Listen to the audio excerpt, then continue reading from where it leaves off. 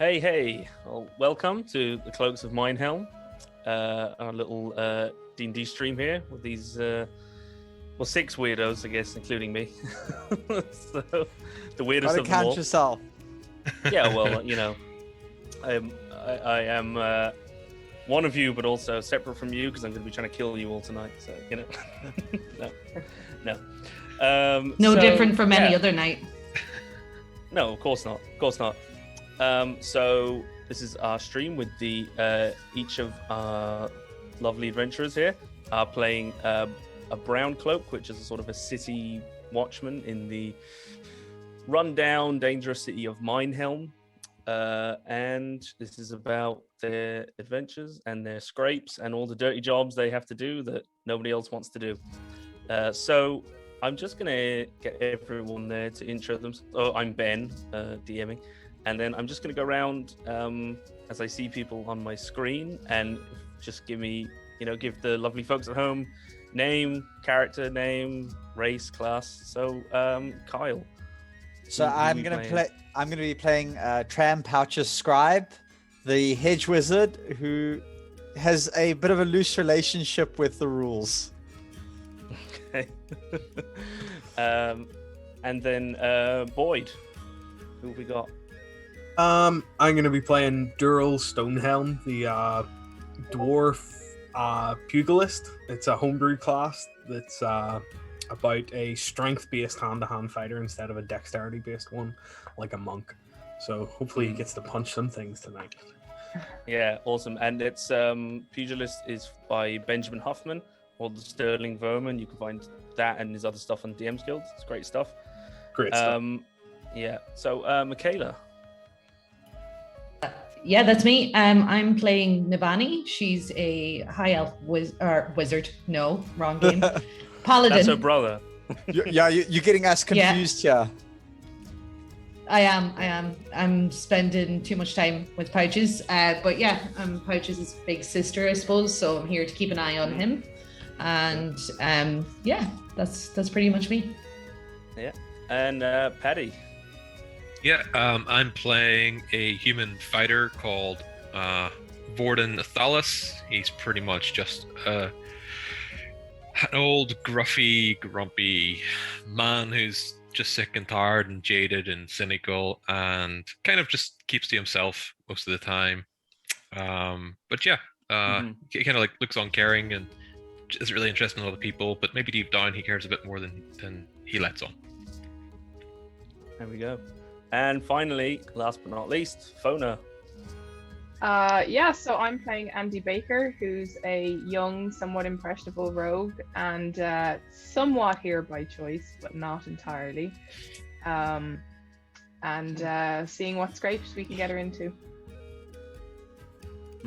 Yeah, she took a deal, and is now pressed into service. So, at the beginning of this, one thing. Chad wants to know, does Vorden need a hug? Vorden always needs a hug, but he'll never tell you that. So there you go, chat. Yeah. His body odor, it's like a skunk. It's a self-defense mechanism. Yeah, the question is, do you want to give him a hug? That's the real question. So, just at the beginning of this session, I think we're all going to be leveling up to level 2 because people seem to want to see that, get a bit of an insight into that and the choices that everybody made. But just before we jump into our downtime recap and our level up, I think, Paddy, do you have any announcements? Yeah, just a quick one. Really, so tomorrow? No.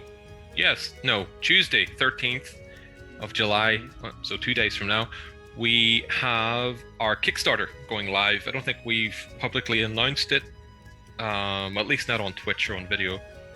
So it's going live at 5 p.m.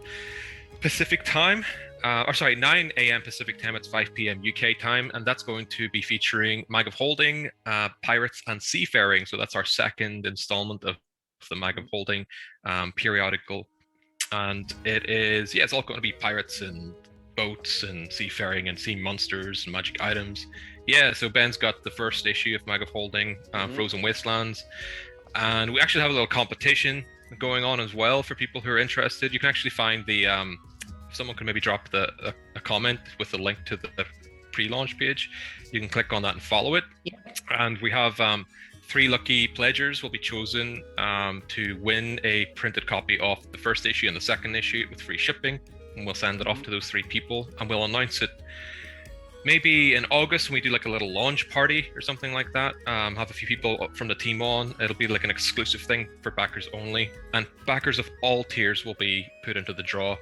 Those who back in the first 48 hours will have their name put in 3 times, so you'll be able to more of a chance of winning. But also, something pretty cool is one of those 3 will also receive, will also get an opportunity to work with Penny Dragon Games to commission some art for a later issue of Mag of Holding, and maybe get some of, let's say, if they, we'll work it out, but it'll probably be like getting a page of party art. So, whatever party you're part of, or if you're a dungeon master and you run a game, you want to get that party featured in the magazine. It'd be really cool. You can show them the magazine, say, look guys, I got you in this magazine, kind of eternalizing your characters and things like that. So yeah, check us out on that link, and thanks again everyone for supporting us, no matter what you do. Yep. And if you want to join the Penny Dragon Games Discord server, is probably the easiest way to find it. You can actually get a taste of what might be coming up in Mag of Holding issue 2, or getting an idea of it. If you can get a free PDF of issue 1, I think probably joining through the Discord server is the easiest way. One of the mods can kind of direct you, right? Or sign up to our mailing list. Oh, sign up to the mailing list. I'm sorry, it's been yeah. That's also they're both good ways. Yeah. Mm-hmm. Yeah. So I think without any further ado, if everyone's good to go, I think we can jump into our little recap. So last session anyway, the brown cloaks, or these brown cloaks, had their first big job, so they were at the time initiates. It was their first week on the job, so they hadn't been doing much, and they actually, none of them were paid. You're not paid for the first fortnight of service. It's like, if you get through it, intact, you get your first 2 weeks payment, which is 20 bits, or 2 gold pieces each. Is a gold piece a week is a brown cloak salary, or their wage. And at the end of that session, we took a little bit of a time skip. So there's been a week has passed, kind of downtime and other events in the interim. And at the end of that, that's 2 weeks, and they're all now no longer initiates or recruits. They're fully fledged officers of the brown cloaks, for better, God help them. And so yes, in their first mission, they had descended into the sewers to clear a blockage, as their sergeant put it, which was to deal with a big congealed mass of alchemical waste and human waste and piss and shit, called an excremental, or as the brown cloaks like to call them, shit for brains. But while down there, they had an encounter with an infamous figure called the Black Cloak, who was formerly the highest cloak in the land. He was in the king's court, or the king's council, and he murdered the king, and he fled into the shadows, and no one has seen him since. But they had an encounter with this man down in the sewers. He was looking for a ring that they had found, but the ring left in the Brown Cloak's possession, and that was the last that we saw of them as they crawled out of the sewers and were heading back to the barracks to give their report. So, just to say, we're gonna do the downtime recap first, and then we'll all level up. So, I think first we're going to come to Navani. So, after each of you had made your way back to the barracks, you reported to the sergeant, your commanding officer, who had given you that assignment, which is Leia Steingard. Human woman, late 40s, short, stout, red hair streaked with grey. So sort of a stern but fair figure, and a mother of 5. So she's well used to wrangling ingrates. So she so you came back to give your report to her. You filled her in on what happened, or some things were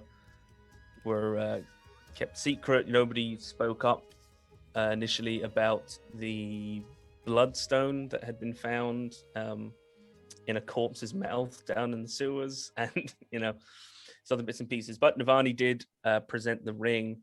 She told Sergeant Steingard about the ring and said that they'd found this obsidian and clear glass ring, which Navani immediately identified as belonging to a Judge Magister of Lawkeep, who are the sort of magical authority in Minehelm. They protect and preserve magical law, as the name would suggest, and also they have a militant order called the Arbiters Arcanus, who hunt rogue, necromancers or kind of dangerous rogue mages. And it was actually this order that Navani was training in when her little brother, not by blood but by circumstance, from the orphanage, Pouches, had foolishly kind of joined the Brown Cloaks, and to stop him getting himself killed, she has taken a momentary leave of absence from her order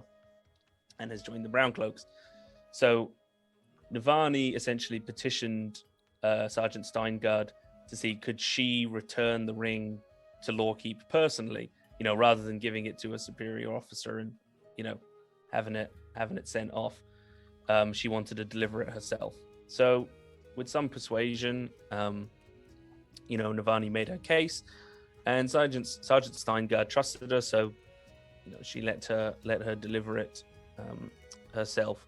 She took it to her former mentor, or I suppose current mentor, the Arbiter Cordelia Hawkmore. And then a few days passed while each of you were doing other bits and pieces, which we'll kind of jump to in a minute. So a few days later, and I think if anyone wants to, we will jump in with, there'll be a little opportunity for role play now, unless people want to skip over it.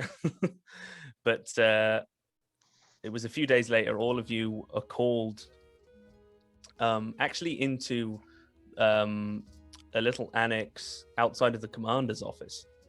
So wouldn't normally be called here. And standing along with Sergeant Steingard and actually the Captain Galloway, who actually, do I have a picture of Captain Galloway to throw up for the people at home? Don't know, is he gonna pop up? I'm gonna throw it on the Roll20. Hang on. This man with a peg leg, very tiny man, and a fierce attitude. Yes, he's growing. He's a growing boy. So this is Captain Galloway, who is the captain at the old barracks. But the commander of the Brown Cloaks as a whole is also located in your barracks, but he's a very, very elderly man, so he's rarely seen. So with Steingard and Captain Galloway, there is this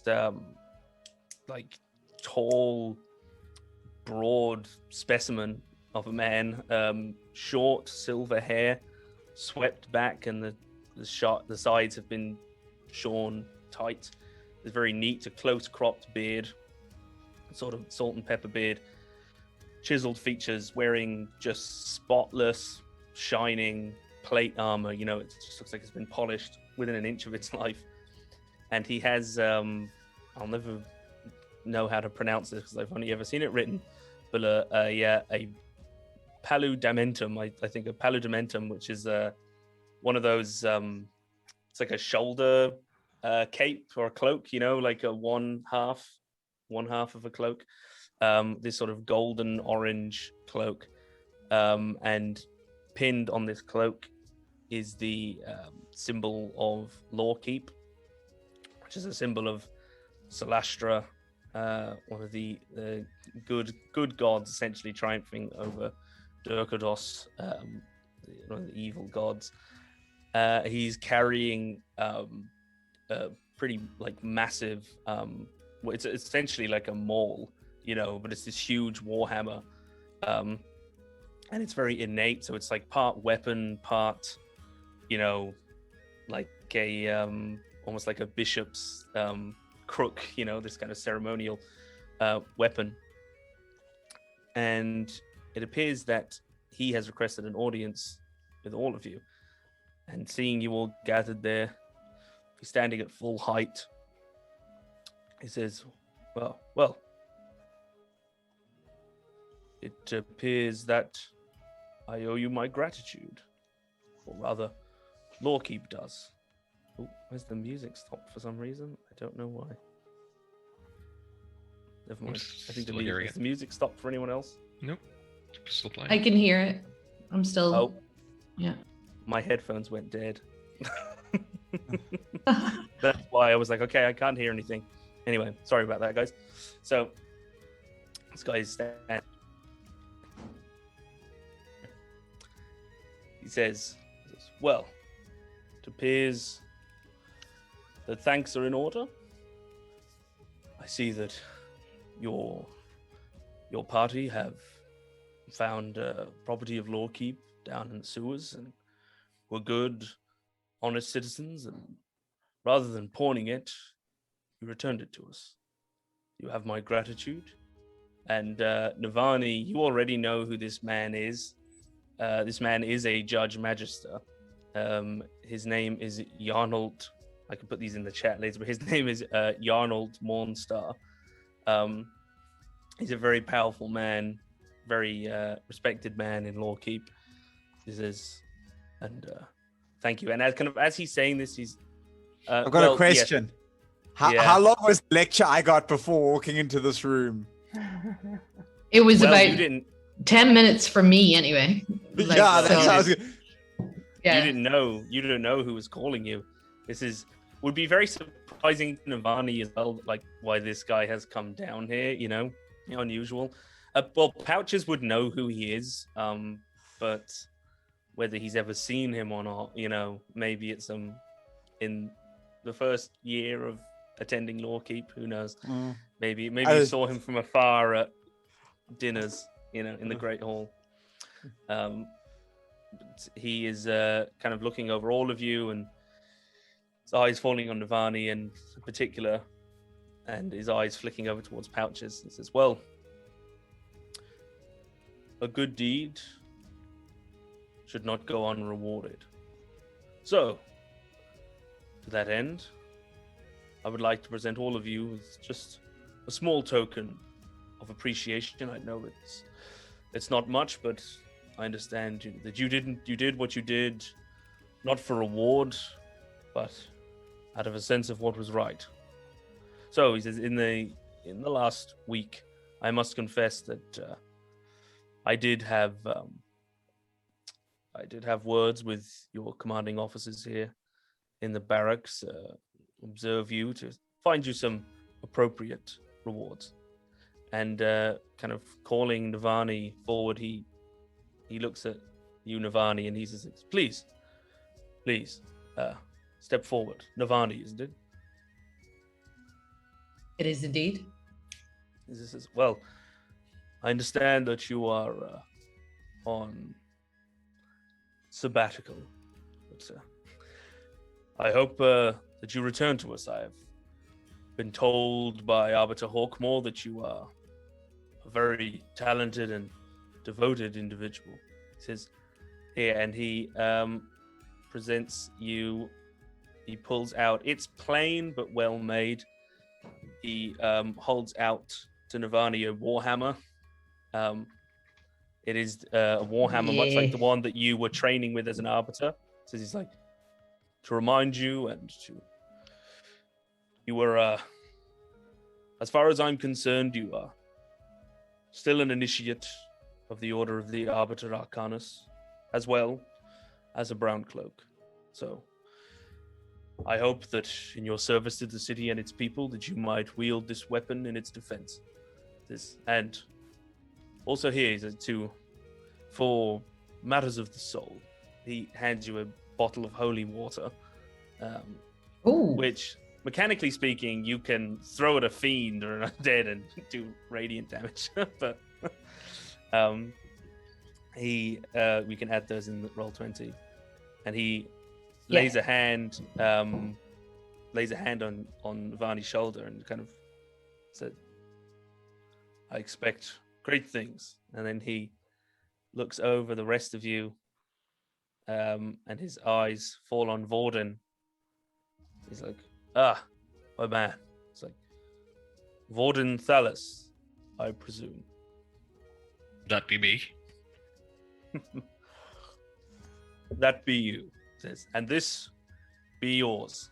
And he kind of turns around to a table behind him, and in a sort of a flourish, he produces, there's a very long blade and a very short blade, and then he sort of tucks the short blade into his, his own belt for a moment, and then he hands you the handle of the sword.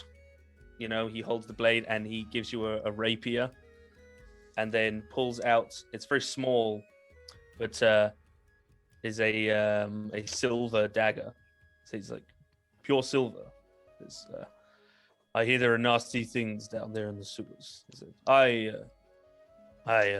apologize that the entire sword couldn't have been made out of it. He says, but we have the armories in Lawkeeper are not as well stocked as I would like. But, he says thank you, and then turning to Andy, says, Miss Baker, Miranda Baker, I presume. Andy shuffles very nervously, kind of sideways, and then eventually forward and nods. He looks and says, Sergeant Steingard here, who's been, I understand, keeping a close eye on you, it's not gone unnoticed, your skill with a bow. She's told me great things of your training in the archery yard. So, I would personally like to present you with this, and there's a very nice, it's a leather quiver, it's nicely tooled and stitched, and it has in it, actually a total of 28 arrows. You see there are 20 ordinary arrows in it. There are 20, when you start looking at the arrows, 4 of them have silver heads, and 4 of them are very strange. You've never used one personally, but you can see they're these very heavy, very long arrowheads. So they are armor-piercing arrows, which are going to something I just made up, which are gonna, if you're hitting a target in heavy armor, it will. So essentially, heavy armor, because you don't add your dex bonus, it's just relying on the strength of the armor itself to deflect blows. So essentially, if you're attacking a heavily armored target, those arrows just ignore their armor. So you're rolling against 10 plus their dex as if they weren't wearing anything, because the arrows just punch through, the plate or the chainmail or whatever.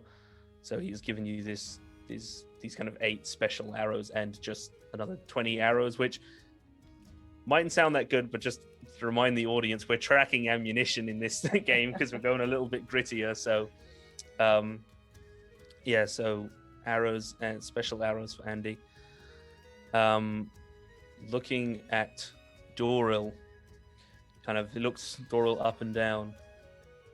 Says, Doril Stonehelm, and calls you forward.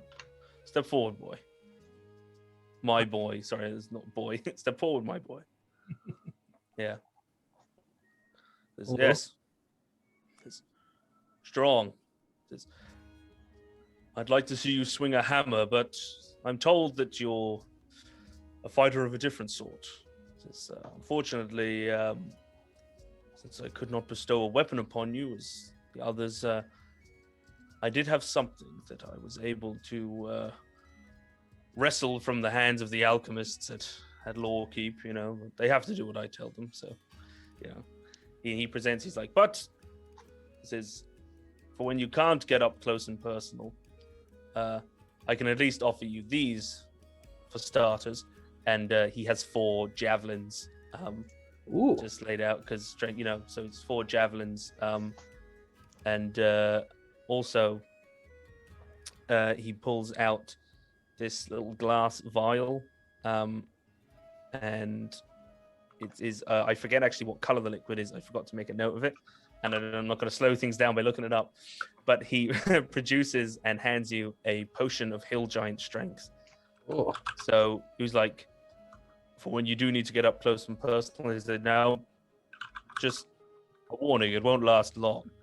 But I hope that it will serve you well in dire times. So just generally speaking, potion of hill giant strength of 19 for an hour. Oh no, strength of 21 for an hour.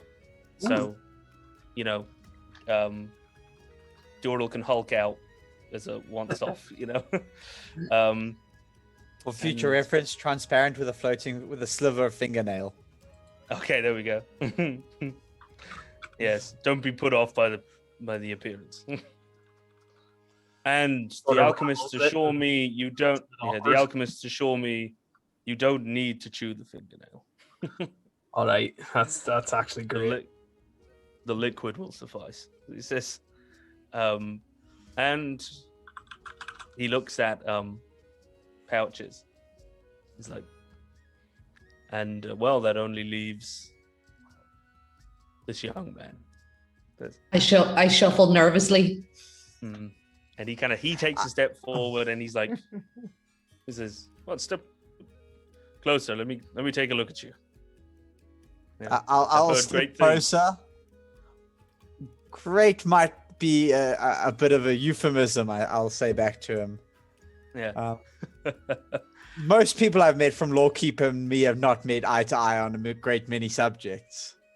Well, and I can feel Navani's eyes like boring into the back of my head there, like just shut up and take it. Just shut up and take it.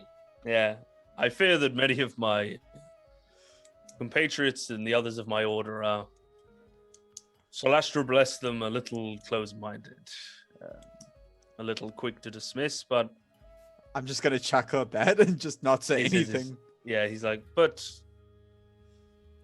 well, there's great potential, and it seems that perhaps you have found he's kind of looking around the barracks there, a good cause to lend your arcane skill, and though it isn't the cause that I would have chosen. There are worse ways to practice magic, worse people for whose hands for it to be wielded. And he says, but as a token of the institute that I represent, says, I would encourage you to keep learning, young man. And he hands pouches a scroll. I'll take it and immediately unroll it and just take a peek at it. Yeah, do I recognize the spell? It is the spell appears to be protection from evil and good. So he's like, this is more of Lawkeep. He says, as I'm sure you're aware, this is more of our forte. I'll chuckle and I'll say it is very appropriate.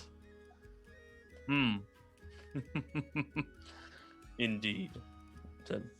Well, I really should be taking my leave, but I would just like to once again extend my gratitude.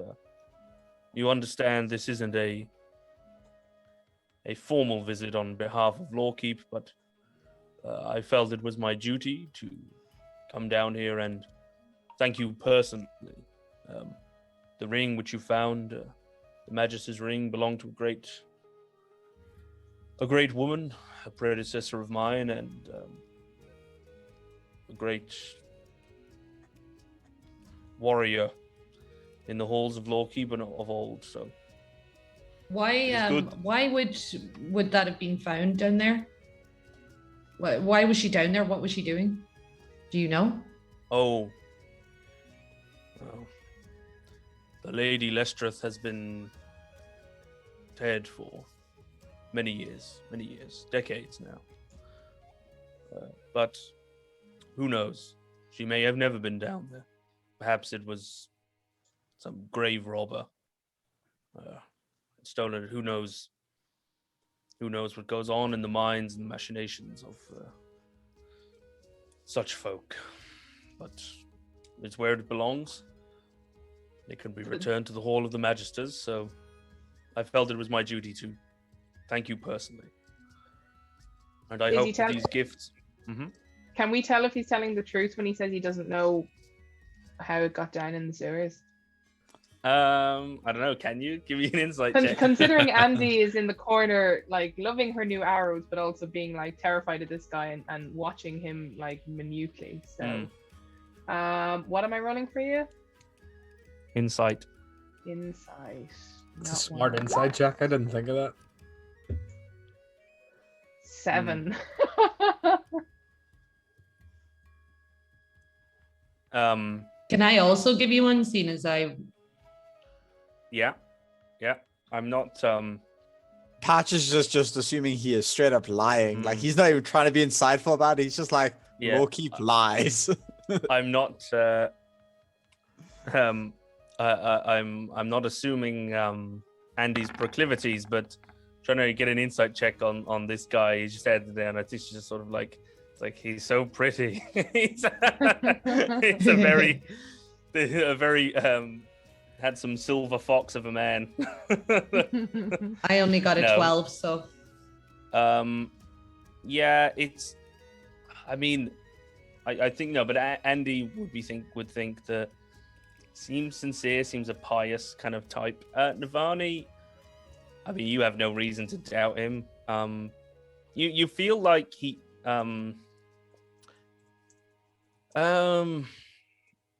if he is holding anything back, I don't know. Navani may think that is it,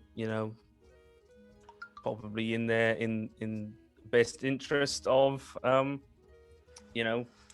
the people present, or because she is still quite devoted to Lawkeep. So I think at most that's the only shred of doubt I think that would enter Navani's mind, and even at that it would be explained away. But no, I don't. Neither of you really get the sense that he knows what it was doing down there. Unless he's just a very, very, very good liar. Who can say? No one can know these things. No one could possibly have that information. So, so this was, unless if there's anything before he leaves, anyone wants to. Forden is just going to be sort of standing back and using his shiny new silver dagger to clean the crud out from under his fingernails. And he is like kind of looking at Vorden and shakes his head slightly and smiles. And this guy, is, he turns to Sergeant Steingard and Captain Galloway, and he's sort of, he nods, and actually I'm gonna be gone with you, Galloway, from the Roll20. He nods, at them, and you say something. Well, thank you for receiving me here. He says, looks at the rest of you and he's like, once again, I expect great things of you, and I'm glad that Mine Helm has folk such as yourself protecting her. He says, well, good morrow. I have work to return to, and I'm sure that you do as well. And thank you, sir. He nods and he. Mm-hmm. Are we able to leave the room now, or is he leaving the room? Sorry, he is leaving the room. Oh, okay. Andy has just kind of like done her best to fade back into the wallpaper, clutching her new quiver, like somebody's going to try and take it off her. Yeah. So. Earl at this point realizes he has one hand instinctively covering the band around his wrist. He if he did know about your Oathkeeper band, that Doril and Andy are both not in the Brown Cloaks necessarily by choice. They have these bands which bind them to the Brown Cloak service, to essentially serving a sentence, in Doril's case, for a medical debt that was incurred, his aunt's medical debt, which he took on. So, sort of a debtor's prison kind of situation. You don't think, if he knew about it, he didn't draw attention to the band on your wrist. You never saw him look kind of, at it. He looked you in the eye the whole time that he was talking to you. So he's kind of sweeps out of the room,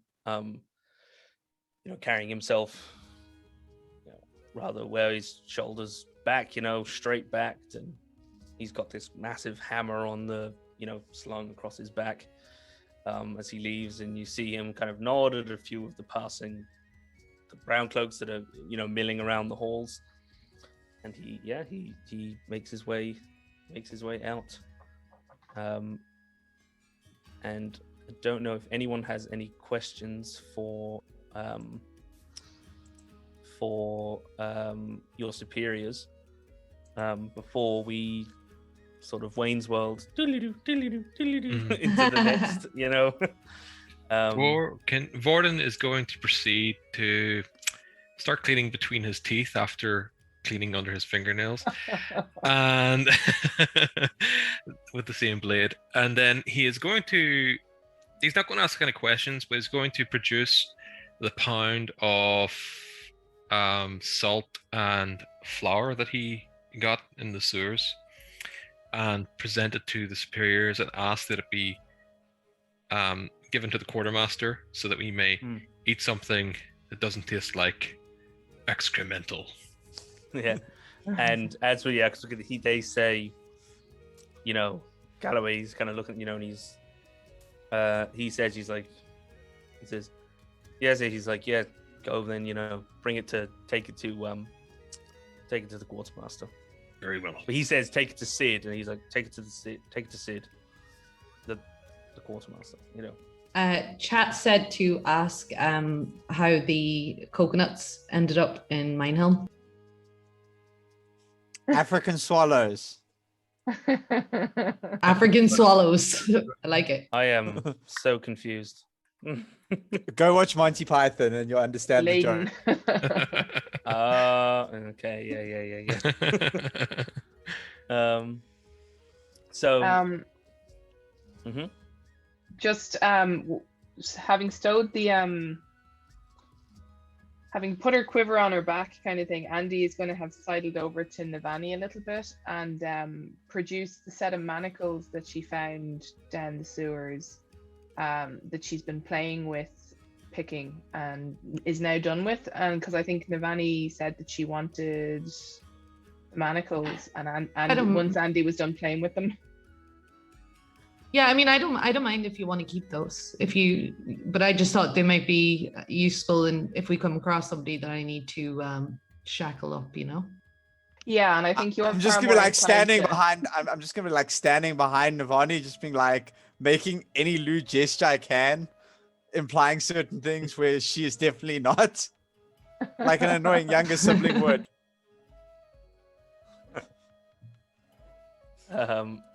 Yeah, exactly. How's it well, going to it's work all- in terms of what we've already acquired down there? Because, like, can we sell off some of the shit that we got, or do we keep those, or what?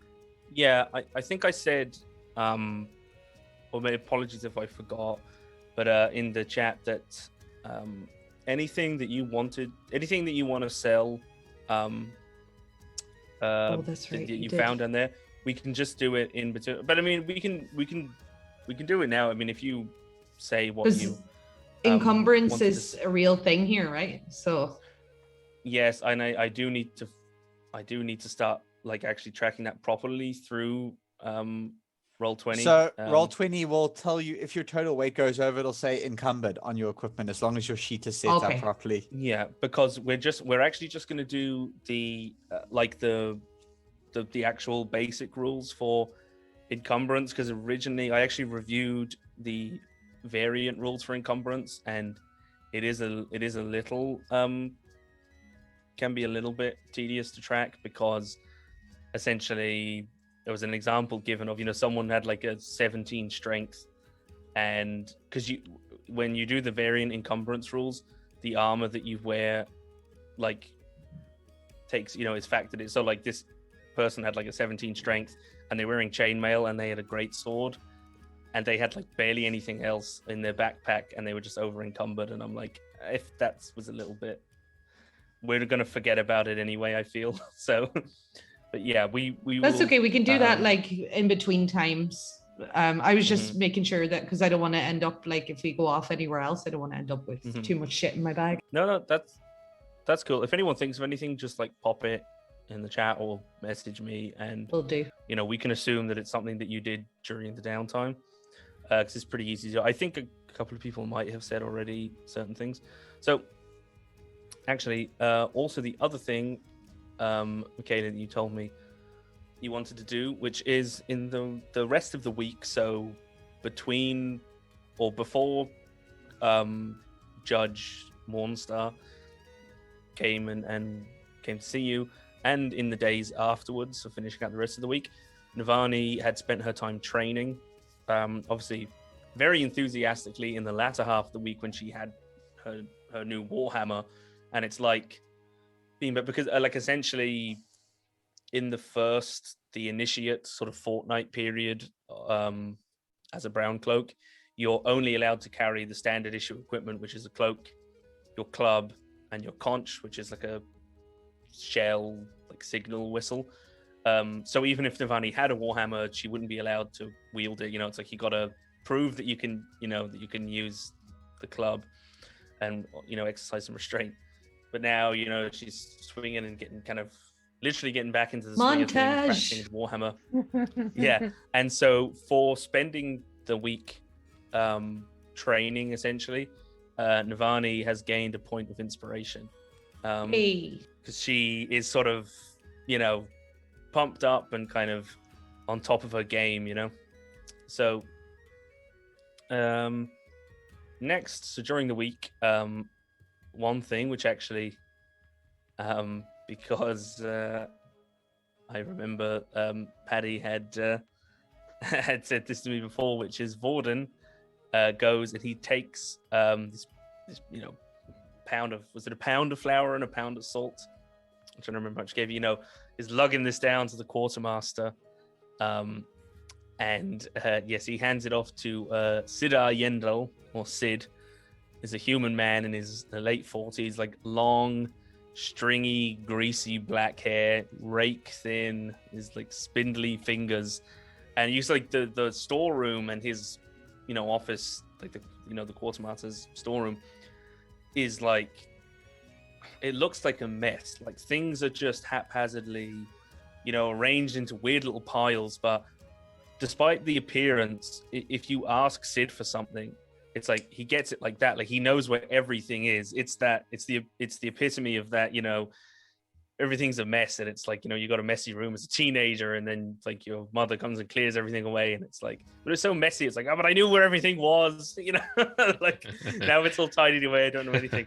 He's sort of ruthlessly efficient despite the chaos in the storeroom. There's a bit of a method to Sid's madness, and he is happy to take the flour and the salt.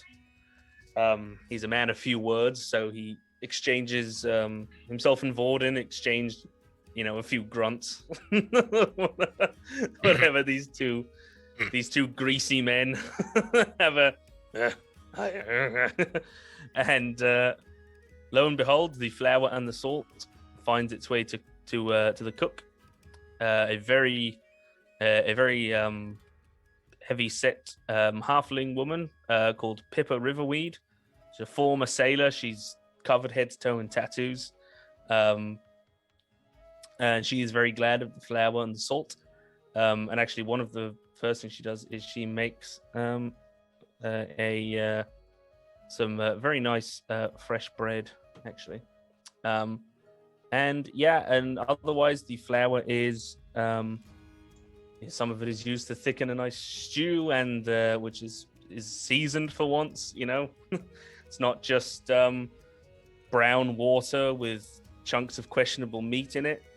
There's actually a bit of body to the stew and a bit of flavor.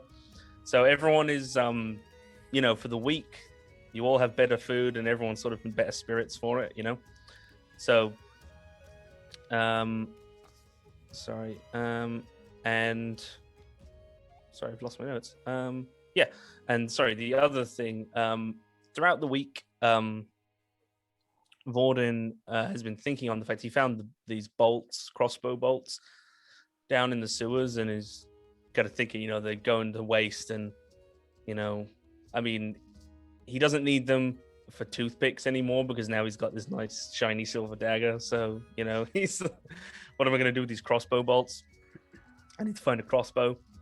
And actually, luckily, one of your fellow Brown Cloaks recruits is a dwarven woman named Norna Ironblood, and she has a crossbow of her own. And just through the week, Vorden sort of got chatting to people. You've seen her tinkering with things every so often, and actually, her crossbow looks incredibly well made.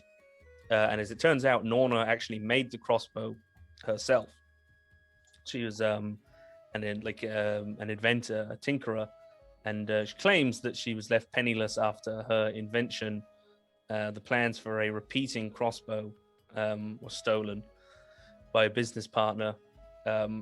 But though she can provide no proof for it other than, scribbled blueprints, which couldn't mean anything, you don't understand them, just looks like a bunch of gibberish. But perhaps providing more evidence was her skill in creating a crossbow, because upon request, after searching for parts that she requested, she said if you could get the parts, she'd make you one. It wouldn't be as good as hers because she's doing it in a week. And she took a long time to find the parts to construct her own crossbow. But after making some successful investigation checks and some dumpster diving and, finding things in God knows where, Vorden has brought a big bundle of scrap to Norna. And Norna, the dwarven brown cloak, she constructs sort of a jury-rigged crossbow for Vorden, and it operates just like a crossbow in every other aspect. But if you roll a nat 1 with it, it will break. So until such a time as you can find a more permanent solution, Vorden did spend his week having a crossbow basically constructed for himself at no cost to himself. So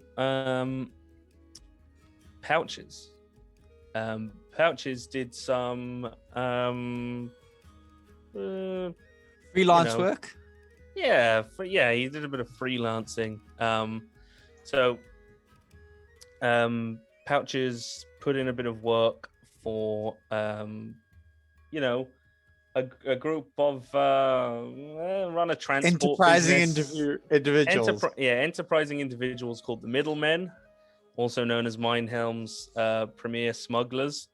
He did some work identifying magic items for them, and for his full services rendered, earned himself 40 gold pieces. I believe he managed to find for them.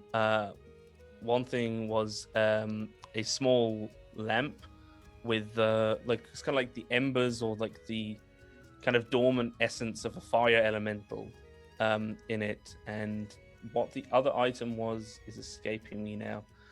I don't.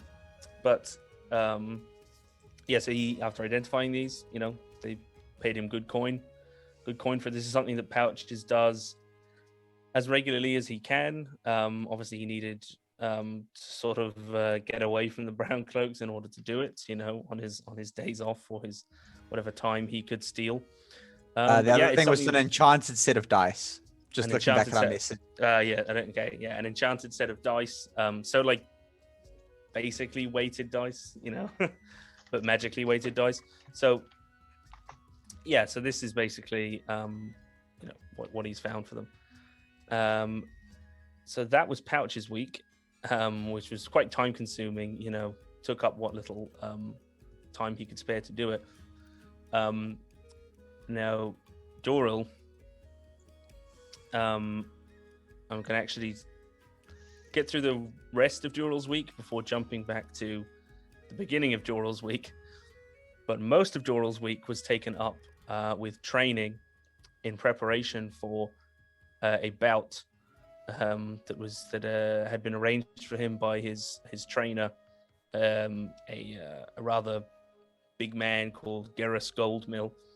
And this match was against quite a well-regarded pugilist in the Drains. It was called, nicknamed the Owlbear, because he is a very hairy man with a sort of a big beak of a nose. And it was hard training. And despite all the odds sort of being in the Owlbear's favor, Doril was victorious, and he took this guy down. It was a major upset. The crowd, or most of the crowd, presumably people who had put money down on the favorite, were not happy. There was a lot of booing, but Doril didn't care. There was lots of cheering too, and he had won, so he made quite a reputation for himself. Presumably had won the ire of several people who bet against him, but he also won himself 50 gold pieces, which was the purse for the fight. And at the end of all that, Doril, you have a conversation with Gerros, who is a very tall, broad human man, very pale, kind of, platinum blonde hair and, kind of very bright blue eyes. He's saying to you that he thinks you're good kid, and you're almost ready, nearly ready. And it's something he's been saying for quite some time, but he sort of alludes to it. He'll never tell you exactly what he means or what you're ready for. He's quite evasive about it, but you trust Gerros. He's shown himself to be trustworthy. He's a good man and a good trainer. He's stood by you well, and he's brought you this far. So you suppose you can give him the benefit of the doubt for a little longer. But before that fight and all the training that took place, flashing back to all of you returning from the sewers, Andy had found in the sewers, in the mouth of a corpse, had found a bloodstone, a gemstone wedged down its throat. And once everyone had kind of given their report and scattered off, later that day, Doril sought out Sergeant Steingard, the commanding officer who gave you the assignment, and gave his own report and sort of filling in the blanks that some of you may have left out, including that Andy had taken this bloodstone from a corpse, and it filled him in about the whole thing. There's a body down there. And Steingard was, thankful, and it's like, okay, well, thank you for telling me, and we'll look into it. And I don't know, give me an insight check, Doral. Sure.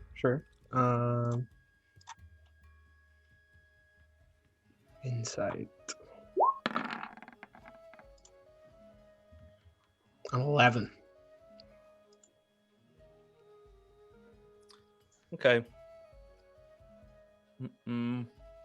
Yeah. She's she doesn't seem like enraged, she doesn't have any sort of indignant rage necessarily. That she doesn't seem happy that about what's gone on, that Andy's taken, there's a dead man down there, and she's pocketed something from this dead man and down from his throat, no less. But she dismisses and says that she'll look into it. And in that time, Andy went with the bloodstone, thankfully quite early. Thankfully, the first thing that she did before her bunk could be searched, she went to Lord Puddle and passed her stealth check to make sure that she wasn't tailed from the barracks. Made her way to Lord Puddle is an information broker in the Drains, in Minehelm. The Drains is where this takes place, a very poor neighborhood of Minehelm. This information broker who is sort of this enormously fat man with an army of sort of orphan informants. He's a bit Varys from Game of Thrones, a bit Fagin from Oliver Twist. And essentially, Andy, through Lord Puddle, was put into contact with a good fence, that she could sell the stone to. And also, she got word from Lord Puddle of some work that she might be able to do for him for some extra coin. So while she awaited for the fence, the appointment that was made a couple of days later, she stashed the bloodstone somewhere outside of the barracks. And Lord Puddle told her that he had a job for her, which seemed strange to Andy, but he wanted her to sneak into the commander's office in the barracks. And in the commander's office, there is the head scribe operates out of there, because the old commander, Bill Sharp, is much too old and senile really to sort of handle his own letters and things. So he said, go to essentially the desk of the head scribe, who's actually a man named Winston Larch, a human man, and read his letters, read the contents of his week's letters, put them back exactly where you found them. I don't want you to take any of them. Just read what it says, and just come back and tell me what it says. So in doing so, hang on, sorry. It says, sorry, the contents of it here. Yeah. So Andy was, reported she managed to sneak in and out like a ghost. Just, another couple of very successful stealth checks. And she reads the letters and reports the contents of them to Lord Puddle to, the best of her memory. Because she went straight to Lord Puddle from the office. So they seem pretty mundane, but one of the letters which stood out it wasn't signed and didn't have a seal on it. And all it said was, quote, the rain will fall next in Rock Harbor Cove, which is a place along the coast of Minehelm. Andy had never been there, but she was familiar with it. So with the rest of her free time, and actually for the trouble of doing that, Lord Puddle gave you 10 gold pieces and said that if you need any more work, there is a young boy that sells apples in Sweetwater Square every market day, and then every morning. So if you ask him, if you got any fresh ones for a hardworking woman, he'll let you know if there's any work to be had from Lord Puddle's end. But on the rest of her free days, Andy went down to Rock Harbor Cove and sort of brought her lunch, and was just watching. And nothing really happened except on one day, she spied a fisherman out in the cove, fishing in the sort of the rocky, treacherous waters. And the man was set upon by 2 giant crabs. It looked like they were about to, take him under. And Andy managed to drive off the two giant crabs with her bow. And the fisherman was very grateful. Fisherman, very grateful. Didn't really have much that he could offer you. He doesn't really have a lot of money, hence why he was fishing in some very dangerous parts of the water. But if you come to him down in the dock markets, of a morning, you can have, he'll have fresh fish for you, even if it's his last, his last fish of the day, it's all yours. And in the meantime, he'll think of some other way which he can repay you for his life. But, fish galore, should you want it, or, So Andy's also managed to get a little bit of better grub. I don't remember if she decided if she was sharing it at all with the barracks, but not so far. No, I wouldn't have thought so. It's probably not enough anyway. It's more of like, oh hey, here's a fish, or maybe some shrimp. I don't know, but whatever he's caught that day. So yeah, this is kind of what everyone was doing individually through this week of downtime, and then on top of that, everyone gets 2 gold pieces. You get your wages for 2 weeks. And with that, the week has gone, a bit of training and practicing your craft and whatever else you've been doing. Everyone has leveled up, and I think we can all kind of finish going through level up if everyone is ready to do that. Do I just add Warhammer, just a standard Warhammer to my... So you can drag it from if you go to the little eye in I've search it and drag it over, it'll automatically add it to everywhere it needs to add it. Yeah, I'm just checking it's not a +1 or a vicious Warhammer or anything like that. It's just a normal Warhammer. Just nice regular. try. By the way, in chat, Shutter Photo said, giant crabs, you need giant penicillin for that. Two-handed or one-handed, Ben? Sorry. It depends. It's a versatile. You can wield it either way. Oh, okay. But you have a shield, right? So. Well, I have the makeshift shield that I got. Yeah, but so you'll have one. If you're still wearing that, it would be one-handed. Okay. Because it's it's the same weapon. It just depends how you're wielding it. Okay. Just that if you grab it with 2 hands, you can give it more of a hoof. Yeah, sure. Whenever we did the math last week and split all the gold and etc., what was that figure each?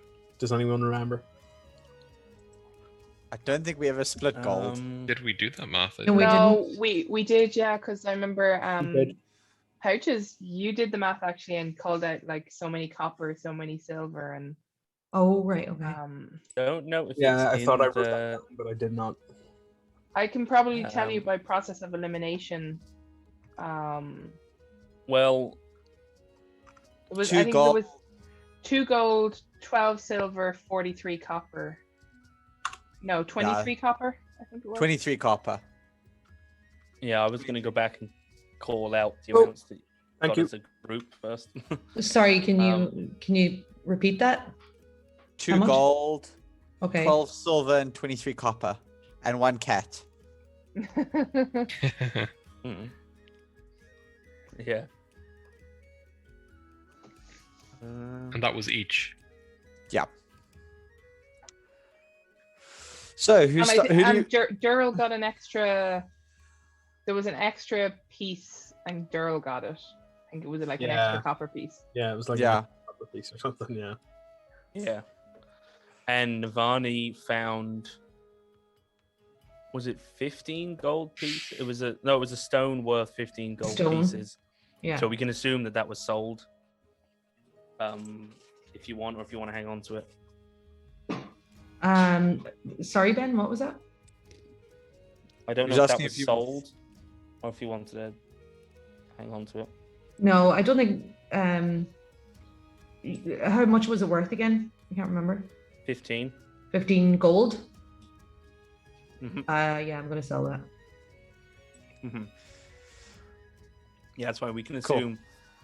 We can assume you sold that, so you can take 15. Yeah, cool. Can I So- ask? Sorry, the Yeah, go on. crossbow. What's a repeating crossbow or something that's been cobbled together? But what would I use in terms of mechanics? Like Oh yeah, sorry. Just small use crossbow, light, just use a light. Sorry, yeah. So just use a Hand. light crossbow. light crossbow. It's a light crossbow. You can just take the normal one, and if we do roll a nat one, it will it will sort No of longer exist. spring into into a million My pieces. eye! Ow! Okay. Yeah. It's all fun and Thanks. games till someone rolls a nat one. So, And then- where are we starting level ups? Are we going to roll for HP for the level up? Is that the?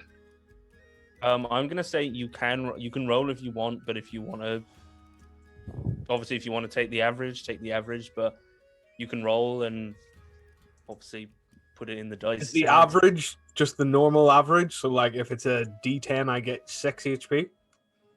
Yep. 5 HP, I think, isn't it? No, it's No, normally it's 6. You I you can add one remember- on. On the- yeah. Well, technically, the average for a D10 is 5.5. That's why. Yeah, I think they round up. Yeah, hit dice is one of the few things that they round up on. It Yeah. might be the only thing they round up on. Because they're not monsters. Yeah. Yeah. So I think chat wanted to know what everyone gets. So are we going to go Yeah. around, or are we just going to do it all together and then tell chat? Well, because I think, does it roll into the Roll20 chat so we can call it out from there? Yeah, I think Or it'd be if fun people- to do it one person at a time if anyone wants to roll personally. Okay. Does I'll anybody start. want to go first, or will I just? Yeah, you go, and then people can jump in. 4. Nice. And then... crud.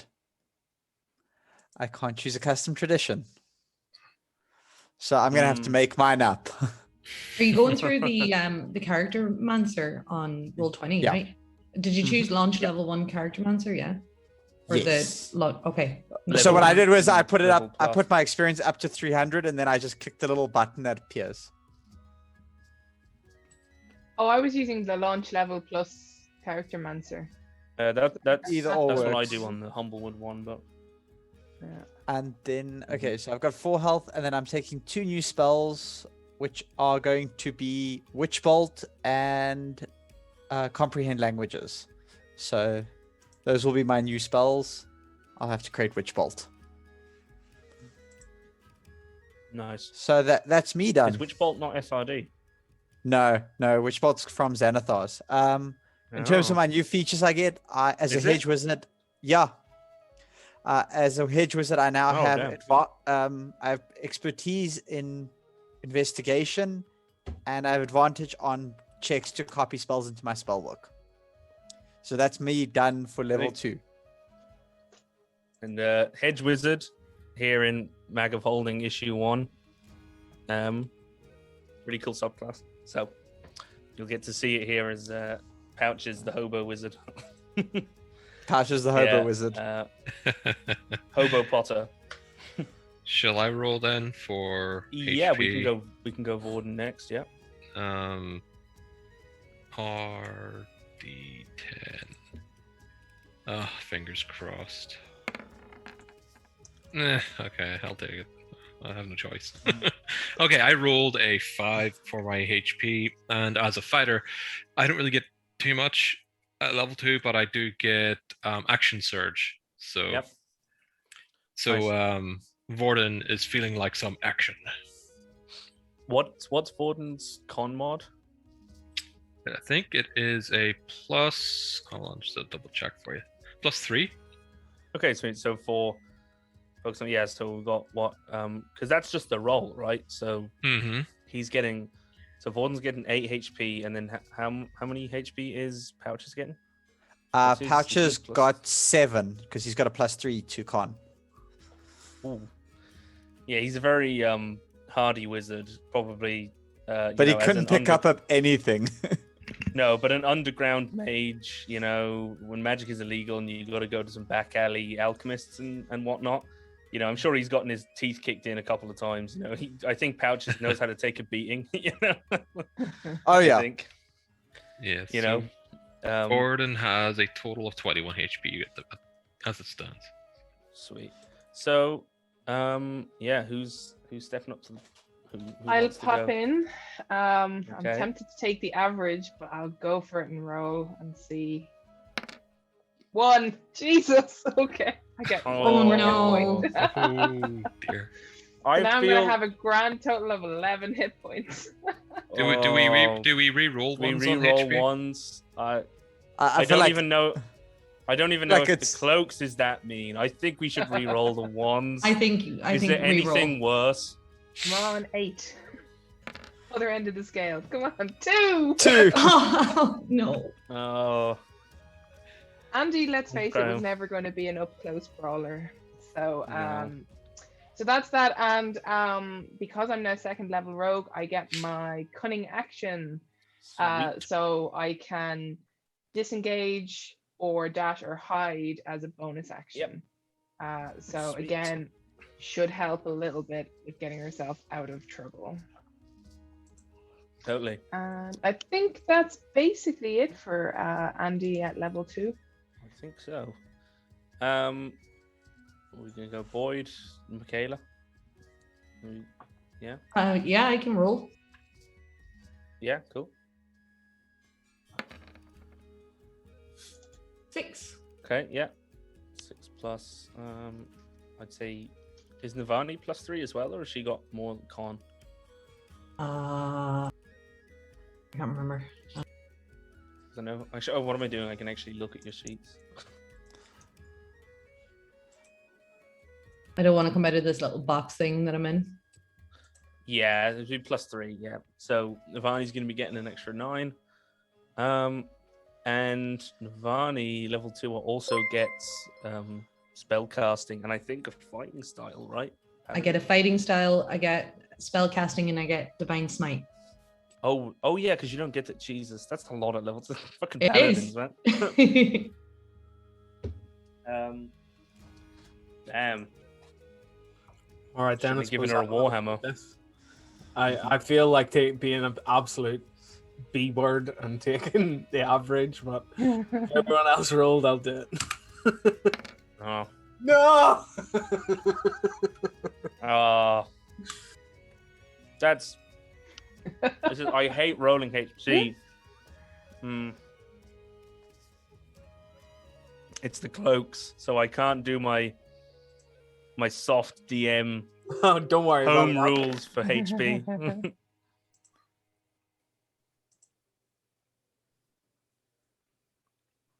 Mhm. So, what does the pugilist get at level 2? Oh, I get some interesting stuff. I basically get my own version of key points, let's call it. Normally it's Yeah. called Moxie, but I'm gonna take a page out of MCDM and call it Grit. And I can spend Yeah, grit which- points to do interesting things like Brace Up, which will give me some temporary HP, or the old one too that'll allow me to Nice. punch 3 times in a turn, or Stick and Move, which allows me to use Yeah. my bonus action to expend a moxie point, and I can shove someone. Or Sweet. take Yeah, the dash so- out. Like, yeah, like Boyd was saying, it's kind of same thing as kind of so it's the old 1/2 is kind of like flurry of blows and stuff like that. But yeah, I'm of a similar mind. It's like Moxie sounds cool, but I think for a campaign like this, or for MCDM's The Chain, was like Grit was just a little bit more kind of on theme. Oh, and because I know preparing spells, I don't know, Michaela, if you know what spells Navani's is. I'm just looking taking. at that now. So I didn't know how it worked with the cloaks because I know it's quite restricted. Mm-hmm. But I can Cool, but take we can- my 4 spells, can't I? Yeah, and obviously you can change them every long rest, but Okay, whatever but one I only get to use 1, right? Of the 4 that I choose. you just have 1 spell slot, probably. Let me just double check. Paladin spell slots. No, you've got 2 spell slots, but obviously that's the same resource that your smite is using. So, So you mean I have smite slots? yeah, I was like, I don't know why I'm asking you what spells you're taking. Like, pointless. But obviously, just you can assume that whatever ones you're preparing now will be the ones that, because we're going to start into the next actual, kind of mission. Yeah, no bother. Cool. Yeah, so that's everyone. So everyone's got the HP. They've all got you've got your shiny new abilities. So I think then we can push on. So as I said, that 2-week period has passed. You are all fully fledged brown cloaks now, and so it is. It's quite a, it's like it's actually quite an overcast day, which is maybe something of a bad omen because it is a festival day. It's the festival of Wainlight, so it's like a solstice festival. Drinking, eating, people out and about in the street. For anyone else from Ireland, I guess it's a bit like Paddy's Day. It's just like, or Bacchanalia. No, it's not quite that level of debauchery. But no, so this festival is going on, and you are all unfortunately working. The Brown Cloaks is unfortunately not a civil service job where you get all the public holidays off, and you've all found yourselves work. And now, again, each of you, you're not all like always together all the time. You're off on, different jobs, walking different beats with different Brown Cloaks. But on this day, all 5 of you, along with Norna Ironblood, the dwarven woman who made Vorden's crossbow, is that they are called into the quarters, the office basically of Sergeant Steingard, who you are dealing with once again. And if you just give me, where's my thing gone? Okay. And Forden gives Norna a little nod again and thanks for the crossbow. Yeah. So Andy's actually, gonna have a look around the office as best she can discreetly to see if she spots anything interesting. Mm-hmm. So basically, oh yes, actually that's something. So Sergeant Steingard, is in here at the moment, but that was the other thing, which was the sergeant actually did have a word with you, Andy, about the Bloodstone. She says that, I've heard that, you might have some contraband. This was kind of before during the downtime, but I mean, there was no evidence of it. So she just kind of gave a bit of a, watch yourself kind of speech, But that was the last kind of anyone had heard of it, and so all of you called into her quarters. She's the last of you to arrive is Norna Ironblood, who looks maybe kind of middle-aged for a dwarf. Ice blue eyes, pale blonde hair into forgive me, I don't know, with those kind of milkmaid plaits, the kind of the two plaits. I don't know what they're called. The Pigtails? is it just the Pippi Longstocking type thing? Yeah, like Yeah. an opera, with the Viking helmet and the no. So she's actually quite thin for a dwarf. Usually these kind of very broad, kind of chunky people. She's quite thin as far as dwarves go. And a few of you've had dealings with her. Vorden probably the most. She's very sharp, very intelligent, but quite bitter. Obviously this story is true that she had her invention stolen. But she's otherwise she's fine. She's never gives anyone, she's never given anyone any trouble. But you're all called in. Sergeant Steingard greets you one by one. She's looking at the 6 of you now. She says, "Well, got your next assignment, and as you can tell, we're going to need quite a few of you on this one."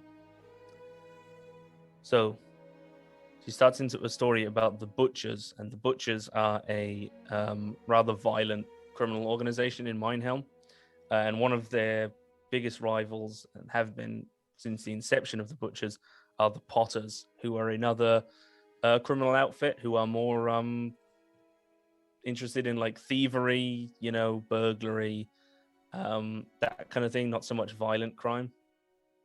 So she says, "Well, looks like recently the Butchers have been burning down businesses operated by the Potters. And these fires were burning up like that, spontaneously, burning hotter than normal, So, not natural, so to speak, not some amateur arsonist. So we've concluded that the Butchers are using alchemists' fire.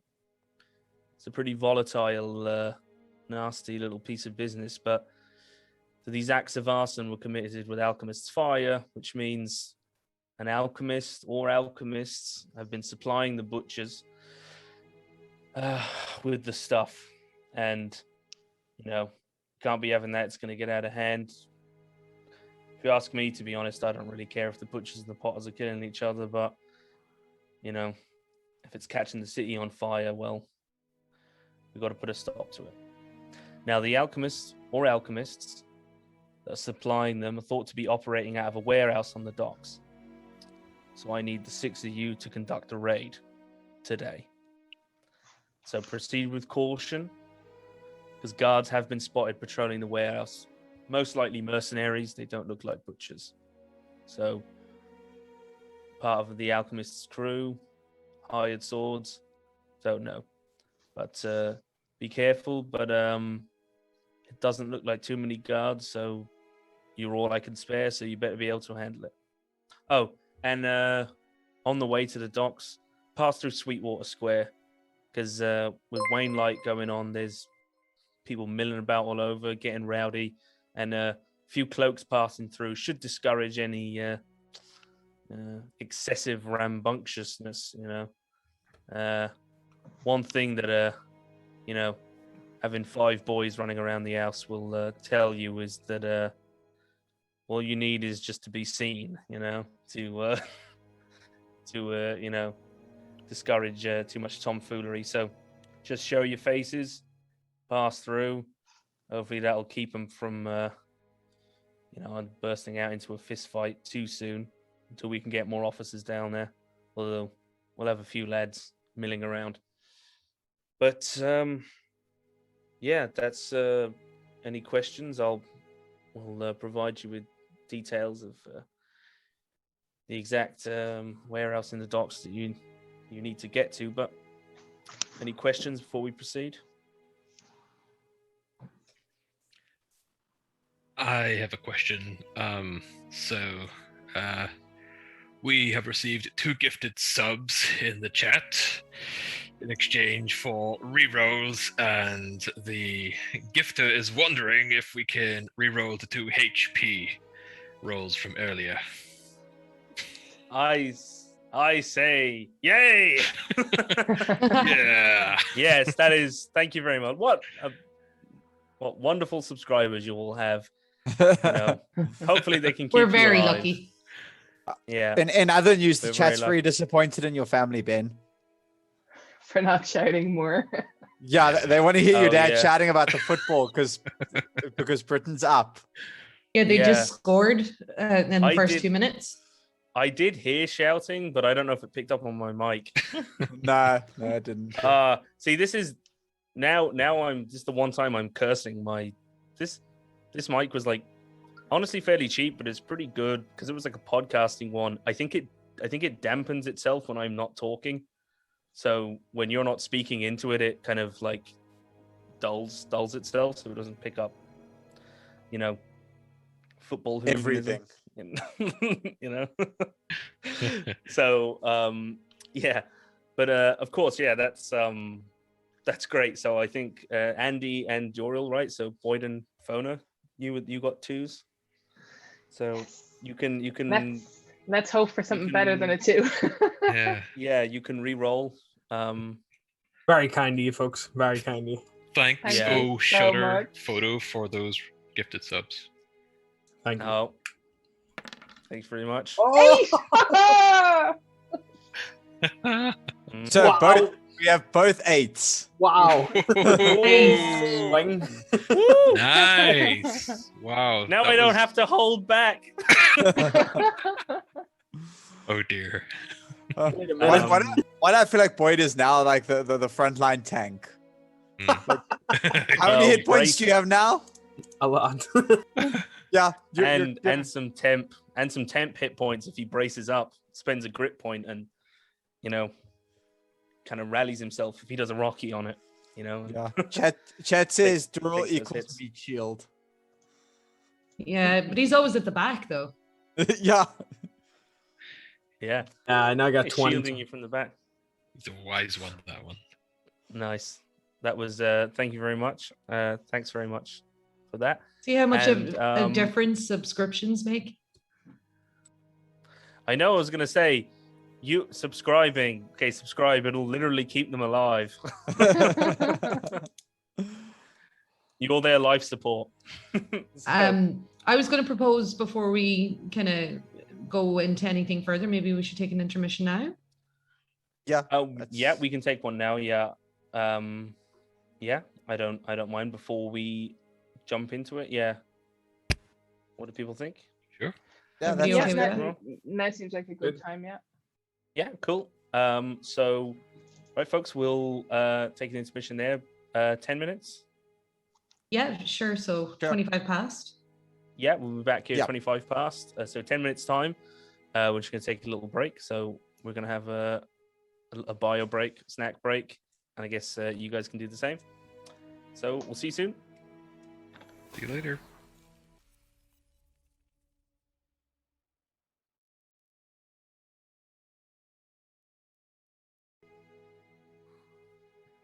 Hey, folks. Okay. Hey, guys. We are back.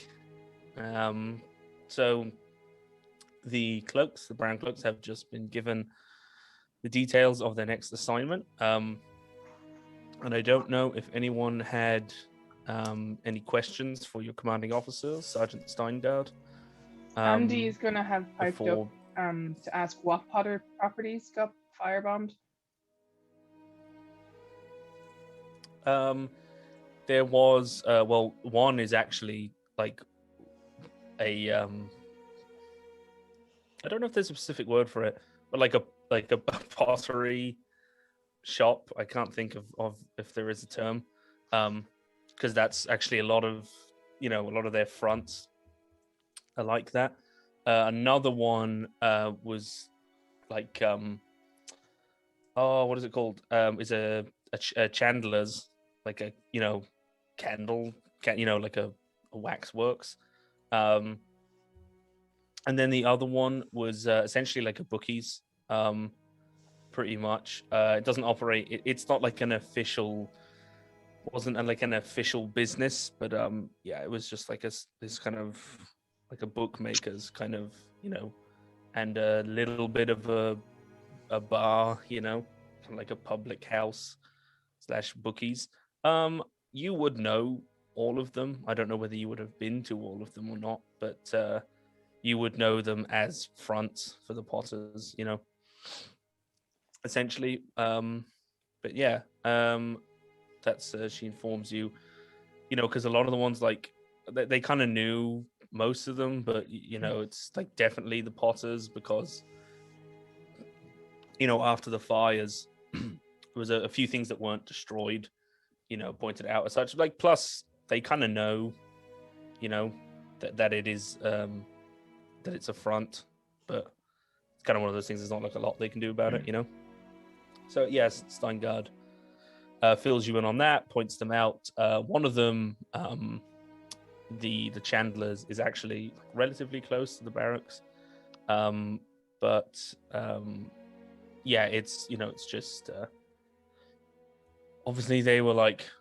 relatively contained, but not for lack. It wasn't like a sophisticated operation. It's clear the butchers just kind of firebombed these places, and it was only the efforts of people afterwards to put them out to stop them from spreading. But they did a lot of a lot of smoke damage to some other adjacent buildings. A building next to the Chandlers, which was quite badly hit.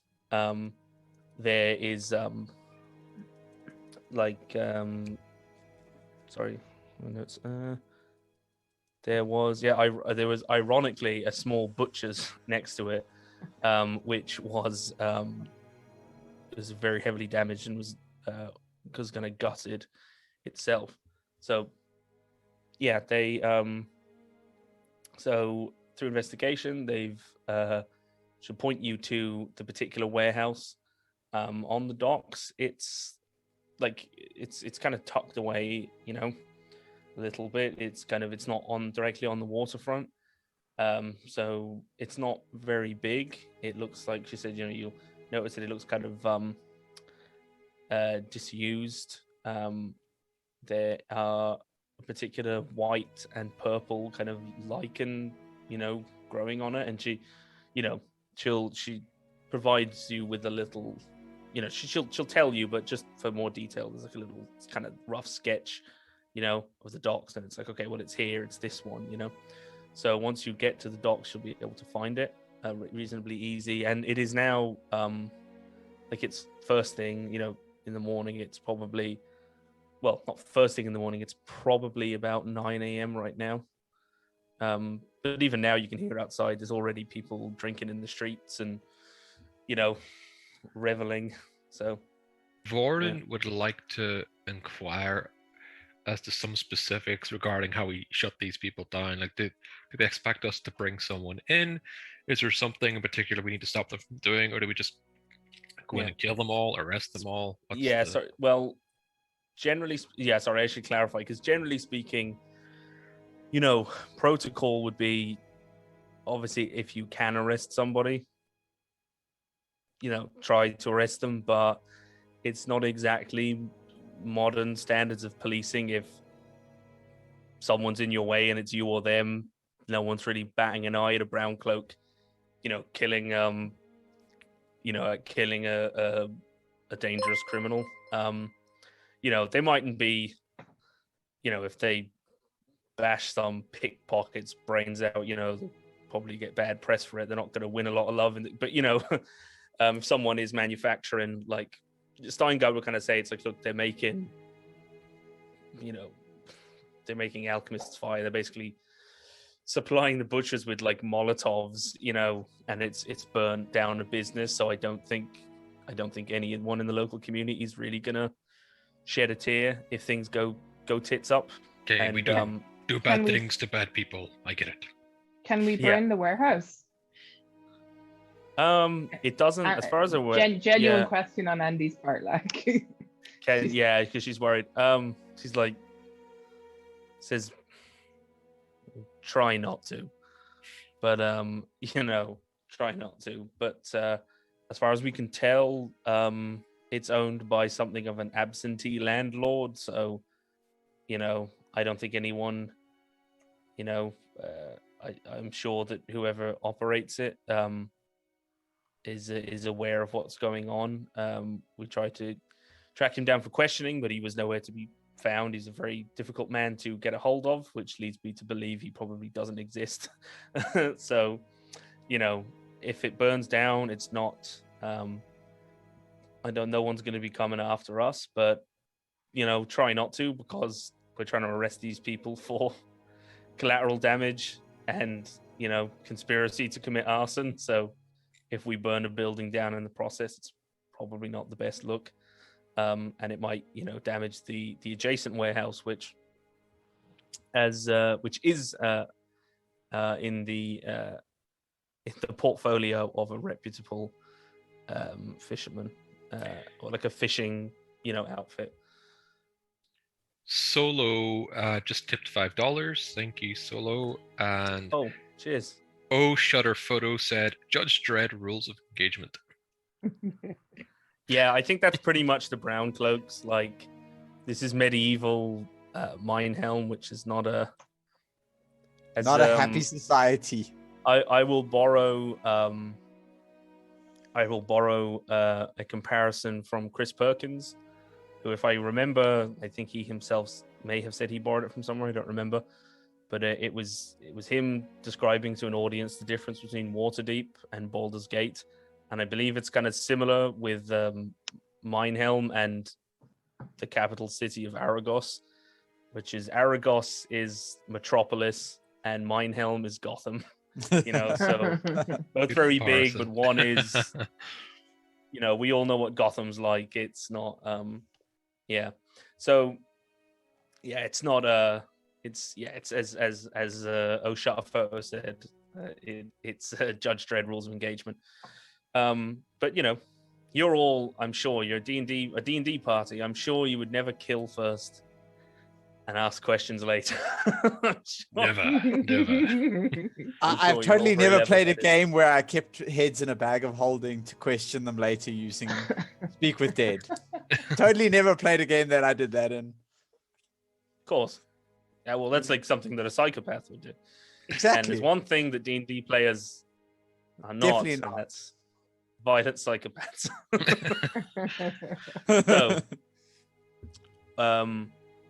But with that, as you said, has asked you to just kind of pass through Sweetwater Square, because it's where the bulk of people are gathering. Sweetwater Square is a well in the drain. I mean, there are several wells around the drains.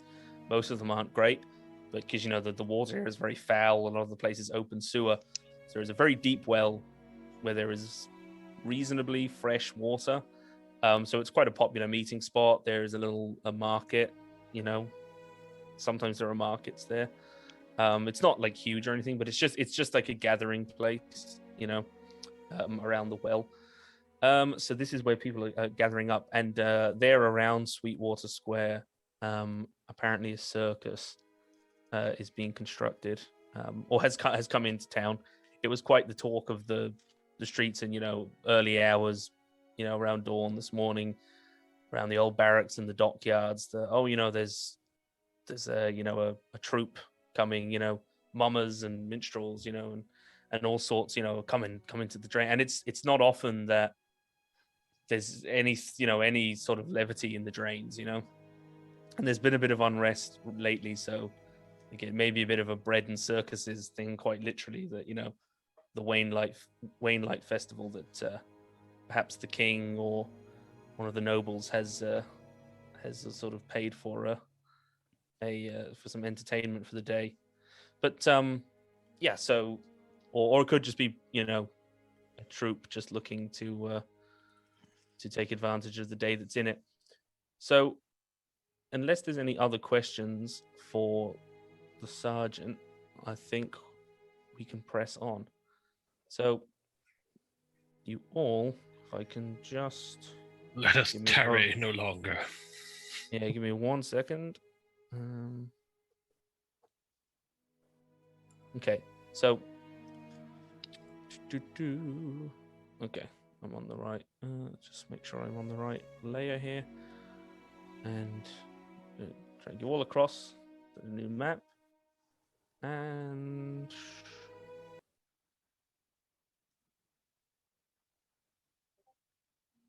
Got it.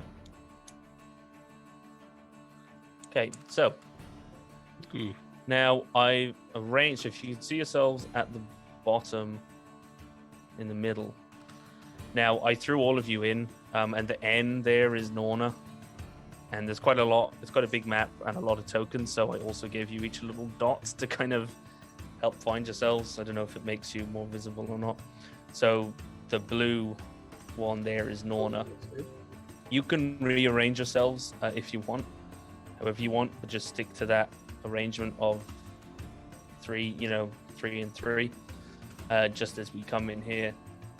So it is thriving, There is a huge crowd of people gathering around the square. It's difficult to see, up ahead. You're kind of flanked on either side by rows of houses, and you can see the well up ahead. Music is rising to the air, but it's kind of drowned out by murmuring of excited civilians. And up ahead of you, there's 2 carts kind of winding their way through the throng of people. And the cart closest to you, as you can see, is piled up with metal cages, some bigger, some smaller. And you can see riding at the front, I can't think of the word, but spurring on the horse that's dragging the cart is a man in sort of a striped lime and magenta costume, and he's got a whip, and he's kind of whipping at the horse, as it's moving through the throng of people. But then, as you're coming up this alleyway, just suddenly, the cart with the cages that's just up ahead of you, suddenly the horse rears up. It seems like something. You think it's hard to tell with the crowd, but it looks like maybe some kids or something. Something rushes in front of it. The horse goes. The cart seems to unbalance, and the cart upends, and the cages break open, releasing all manner of strange creatures, which were being brought to the market or to the circus. And now you can see, or the ones you can see from here, bursting out a strange, which I'm not sure whether any of you would have seen anything like this before, but there is, looks like a big chicken, for lack of a better, like a big sort of slightly reptilian chicken with this kind of almost like a mini dragon tail, and it's kind of fluttering out and it's squawking and pulling itself out of the cage. It's and as as it's doing this, all people now are starting to scatter and scream. They're seeing these strange creatures. One of the cages, it's like it's actually that when it breaks, it's there's a little puff of like blue smoke from the lock as it breaks, almost as if Pouches would probably recognize the lock. Looks like it was enchanted some way, because the lock breaks off that cage, but it doesn't break open. And there's a big, like almost like a Great Dane in there with these 3 like pointed ears, and it just suddenly goes, and it just disappears, and it just appears outside the cage. And then also you see something else jump off of the cart. It looks like a little, those Sphinx cats, the kind of furless or the hairless cats, but its skin is this sort of petrol gray blue color, and it's got a big wide mouth, looks like the Cheshire cat, and a big strange grin and these massive ears, and it scurries off. And then the last thing that you see sort of directly ahead at the end, which like pries itself out of a cage, It looks kind of like a weird, like a koala with these. It doesn't have fur. It doesn't have fur on its bottom legs. It's just these like pink, sort of scabby legs and these big claws. It's only, about this big, but it pulls itself out of the cage, and as it's pulling on the bars and coming out, you see its skin changes to like, it almost looks like iron, and then it jumps and it lands on the cobblestones, and as it lands on the cobblestones, you see it shimmer again, and its skin turns the color of the stone that it's standing on. And with that, I think we're going to roll initiative, because these things start going for the common folk who are all gathered around in the square. So I'm just going to pull up turn order. Can I just say how much I'm digging the music, by the way, getting serious Final Fantasy vibes off? I can't click Oh, yeah. my token for some reason or move it. Ah, Yeah, no, Really? I can't click mine either. That is weird. Why is it not? Hang on. have they been set to control by? I mean, unless I change them. Hang on. Sorry, you know why? Because since the last game, sorry guys, I took the, hang on, I took the tokens off the map, and then of course when I dragged them back on, they They were not they the same obviously- tokens. Yeah. Let me just. Okay, so I think that one is. Okay, Boyd, you should be able to control that one. I'm just going to do Navani now. Yep, it's working good. Sorry, guys. All good. So, okay, Navani, I think you've got control now, do you? I've done myself and Andy, just for the record. Oh, I can see myself now. Yeah. Yeah, mine works now. Oh, and Andy, you can control yours, can you? I Um, can. Yeah. Pouches now has his 2. Oh, okay, yeah. Okay, so you should all. Oh, brilliant! roll. Wow. Woo! Great work.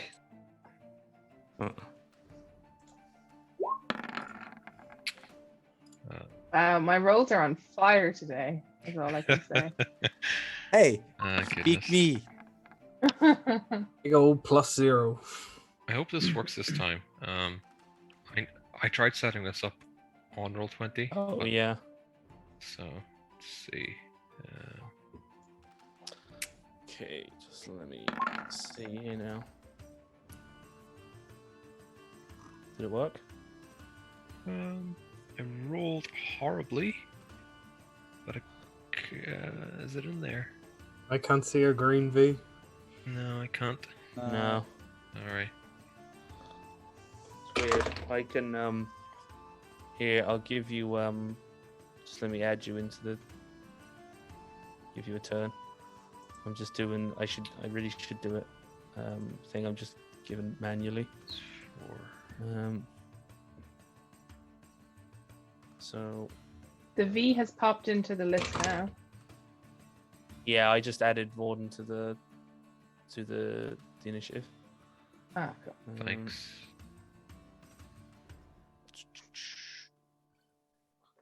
Oh Jesus, these guys are rolling well. Hang on. We rolled really well. You know.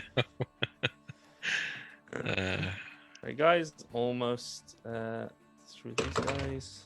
It's all that heavy bread that we're eating with that stew, Yeah. weighing us Yeah, down. it's yeah, you're regretting it now. Well, I did have battle music for this, but do people want to keep this music? I like this It's a music, bit more but up. It's a bit more up tempo, yeah, than I realized. Oh Jesus! So 20. Fucking Jesus Christ! These don't feel too bad. These wild animals are much quicker than you. Solo 3888 said to save the good rolls, save the 20s for damage. Words to live by. Yeah. Okay. So then it looks like up first, although you can't see him. At the moment, this guy, this strange dog, you just see out of nowhere. There's nothing in front of you, and then just suddenly, you see it just beyond here. This huge, this big dog, kind of quite lanky, big kind of Great Dane looking thing, just apparates, and just appears before this poor unfortunate guy here, and just chows down on him. Whoa! But that is 5 plus 3 is. Oh, hang on! I need to. There's one thing I didn't have actually. Is I forgot to open up common stats. I just want to check. We see. There he goes. No, but he does actually manage to miss as this dog just like appears in front of this guy, and he's so terrified. He's just terrified and just falls on his ass, and the dog like just snaps at the air at this sort of rabid teleporting dog is rampaging across the city square. And next, it is you don't see anything, but you just hear this like strange like cackling kind of meow shriek, this sort of like like when cats do that thing where it kind of giggles a bit like a hyena, and you hear someone scream, and what do they take? So okay, so well, yeah, you hear someone scream, and then someone is shouting for guards, cloaks, and just screaming for anyone, and they're not. He's not dead actually. Sorry, I'm talking to myself. Then up here you see this chicken-looking thing. This big lizard chicken.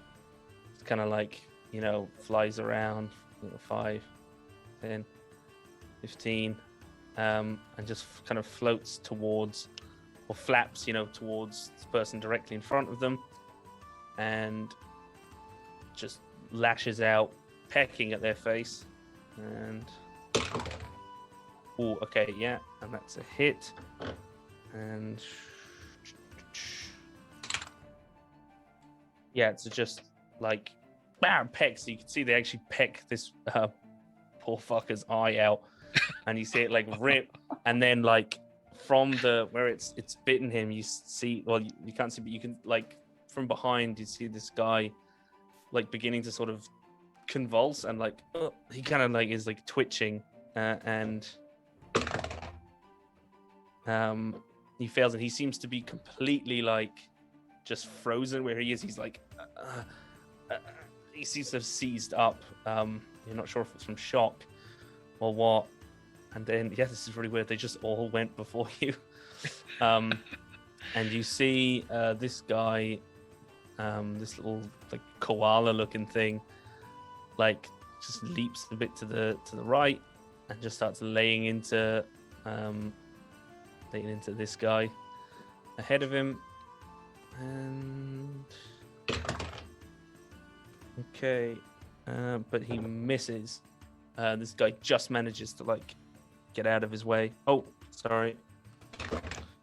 Must actually well, you know what, I'm actually going to put them just after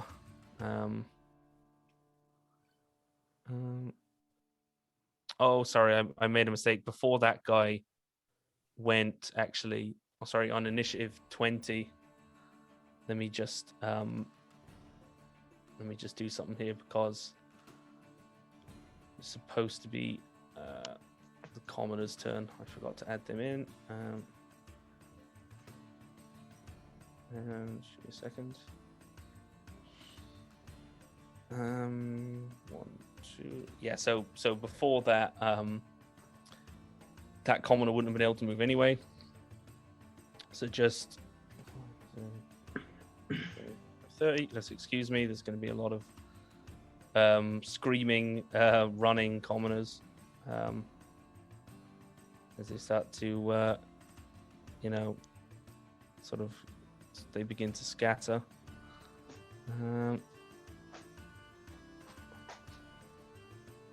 As they go, Blink Dog, attack of opportunity, but he misses. So sorry about this. They're all just like getting the fuck out of dodge. And you see these people kind of running up here.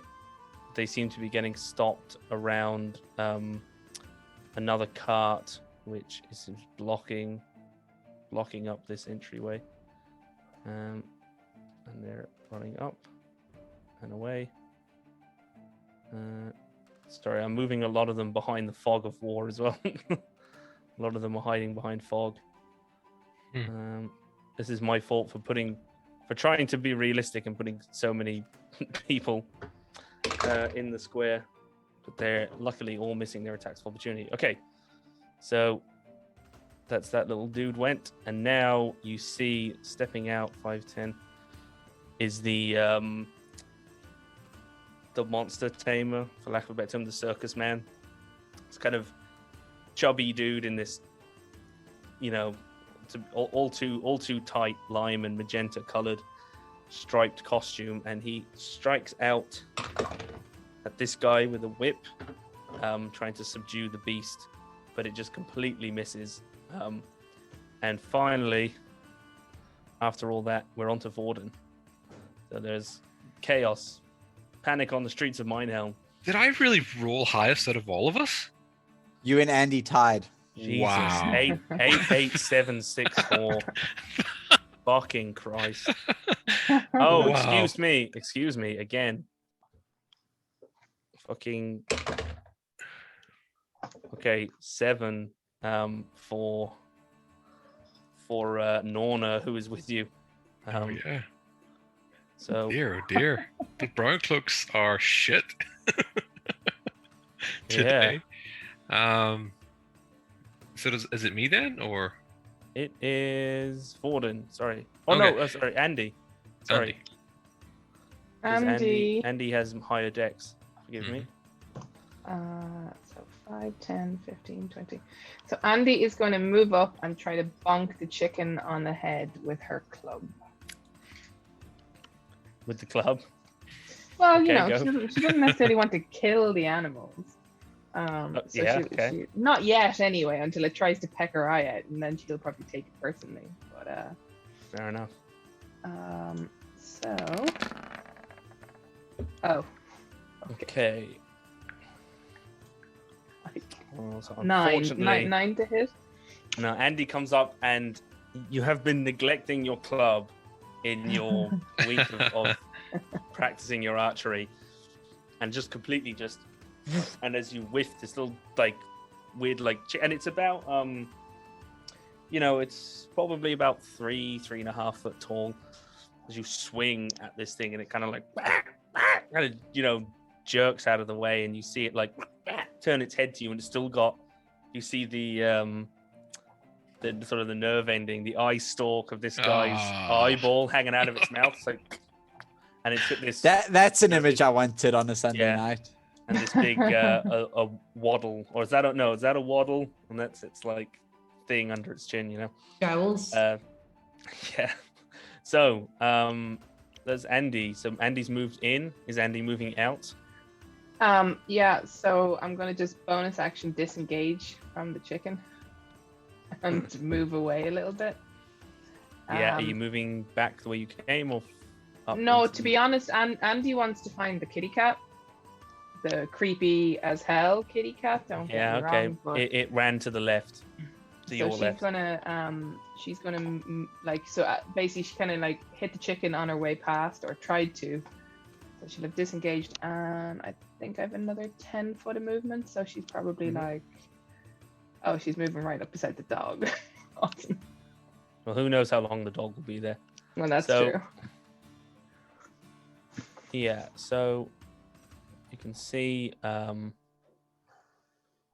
of. Sorry, I was just trying to move, down this way. Or I should reveal more of the kind of the buildings.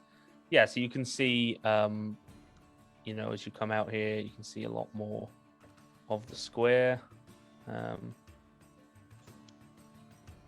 Sorry, these should actually be revealed as well.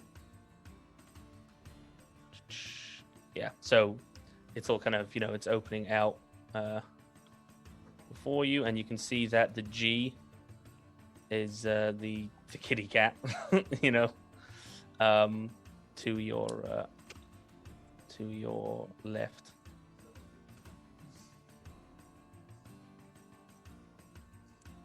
So is that? I think that's So that's Andy's move. move, action, bonus action, yeah.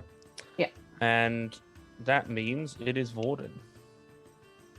A Vorden is going to say, time to skewer that chicken and unleash a crossbow bolt in its direction. I'm assuming, is he able to get line of sight on that? And You might need to move in front of Jorel. if we move there, That's Yeah. all good. okay, and we roll. And you can get a better look at that guy that the Mhm. chicken or whose eye was pecked out. He's now just completely like seized up, and he's like a little fleshy statue. Oh. I kind of shake this off and a little bit surprised and fire at this thing before it can Sure, go for hurt it. anyone else. Is that 15 to hit? 15 to Yep, hit. That's a Five, hit. 5 piercing damage. Cool. Why the hell do you have a +6? Oh my god. High dex fighter. Yeah. Good Yeah, lord. well, you have a +4 to your stat. I do. So where did the other two come from? Oh, that's your proficiency? proficiency, yeah, but Oh, proficiency bonus. Yeah, it's just crazy that your dex is that high already. I know. Yeah, they all rolled way too good in their stats. You know, It's supposed to be terrible. to be fair, I've got like 3 dump stats. Yeah. So, is Vorden That's, moving more? Moving less? Vorden is going Or moving to. less? Let's see. He's moved 2 spaces. How many more can I move? Let's see. That was 1, 2, 3. He's going to stay there and stow his crossbow bolt with Cool. the intention of pulling his rapier out in the next round. Sure. Next up is Norna, who she pulls her own much nicer crossbow, and she is going to attempt to fire through all of you. She aims, but the chicken is going to have +5 because it's got like about 3/4 cover from here. She's going to try shoot through the gaps. So 14. Sorry. So 18. And she does actually manage to hit. So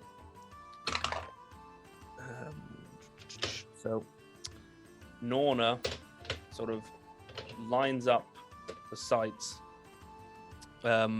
is kind of peering between Vorden and Doril and these kind of, civilians that are kind of freaking out. And she loads a bolt and just tongue out, looses the bolt, jabs into this thing's neck, dealing it 3 damage. Lets out another little squawk.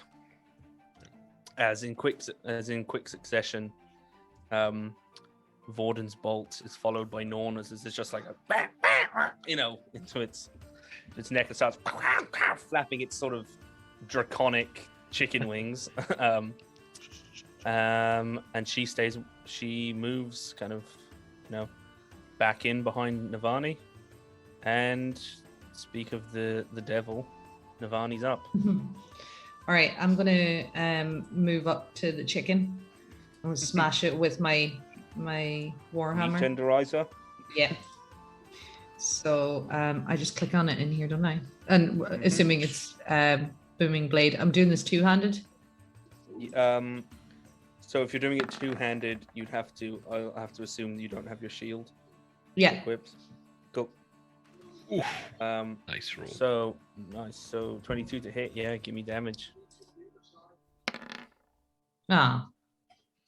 But still pretty. So is that 6? So yeah, Navani comes in. Also, his shield is like strapped to her back. Essentially. So she's got to have 2 hands on the warhammer. She's kind of enjoying the weight of it. He just runs, kind of, runs forward. Goes for a swing, but it's difficult to get like a great swing because you're just in this like, alley, and it's, there's all crowded around. So you're trying not to hit anyone. But you do manage to kind of give it a good clatter and ring its bell a little bit. It's like freaking out. It mouth opens and it's the eyeball like splats out and rolls onto the floor. You can see the guy whose eyeball it was is like seized up and is like, you can kind of like just no reaction from him. But yeah, that's movement, or some of your movement and action. Is that 5, 10, 15? You got another 3 squares. If you want. The bee up here is the dog, is it? It is. I might make my way towards him. It's a blink dog, so what it's a bee. Sorry, I probably should have said D. Oh, right, okay. I'll do that then. Mm-hmm. Cool. Where'd you go? Behind Andy, maybe? Yeah. Yeah, behind me. So you'd have to share the square next to Andy. Yeah. Yeah, you can go. Yeah. Yeah, cool. So, yeah, that's Navani, and then it is Doral. All right. Go So wring this chicken's neck. Doral sees these things climb out of the cage and thinks to himself, I'm gonna have to help this guy. Like, I'm gonna have to grab these things, and I can't just go killing them. They're somebody's good things from the circus. They're his way of making money. Then I see one of them absolutely destroy a man. I hear the screams of a lady feet away that seems to be clawed by something. Something gets their eye pecked out, and I just start panicking, breathing and freaking out. Everyone else then in front of me acts before me and runs and attacks and seems brave. And it's at that moment that he's like, yeah, I can do this. And he just sort of leans his chin down close to his chest and runs. And he heads up towards the chicken. And I am going to attack him. I am just going to try and punch his beaky face. Oh, is that a nat? Seems to be. A nat 20, but it came up as a 13 for some reason. Yeah. I think it's actually the 8. Isn't that weird? Is it a cocked dice? Can you get a cocked dice in the digital? Oh, it's really just weird. Oh, is it like lag? I have no idea what happened there. Yeah. Yeah, I think it might be the fact that Yuan's done custom coding on it, so Dural's dice are a little bit funky. Because it said it was an 8, but Even if you hold it over the if you hold your cursor over the 13 in the chat window, it does say it was a 20 plus a 3, and then it does some jiggery pokery after that. I saw no. 20 anyway. If you go and you look down the math, it's 8 plus 3 plus 2. Oh, okay. Yeah, unfortunately, but it is still a hit. It hits. Fantastic. And the damage is a big 4. Shit. Great Full- rolls all around. I mean, So I'm then going to spend another grit point and swing twice at it with my bonus action. So the next one. Oh, that's that a nat one, 20. 20. All right. And the damage is 8 8 damage as Nice. I hit it with the other hand. And the first one was a left, and this one's a big right. And finally, I go for the headbutt as I've ran out of limbs. Yeah. So so where am I? Sorry. It's a 15. Yeah. So I thought it was a. Oh yeah, you get an extra 2, isn't it? Yeah. So that's another hit. Yeah.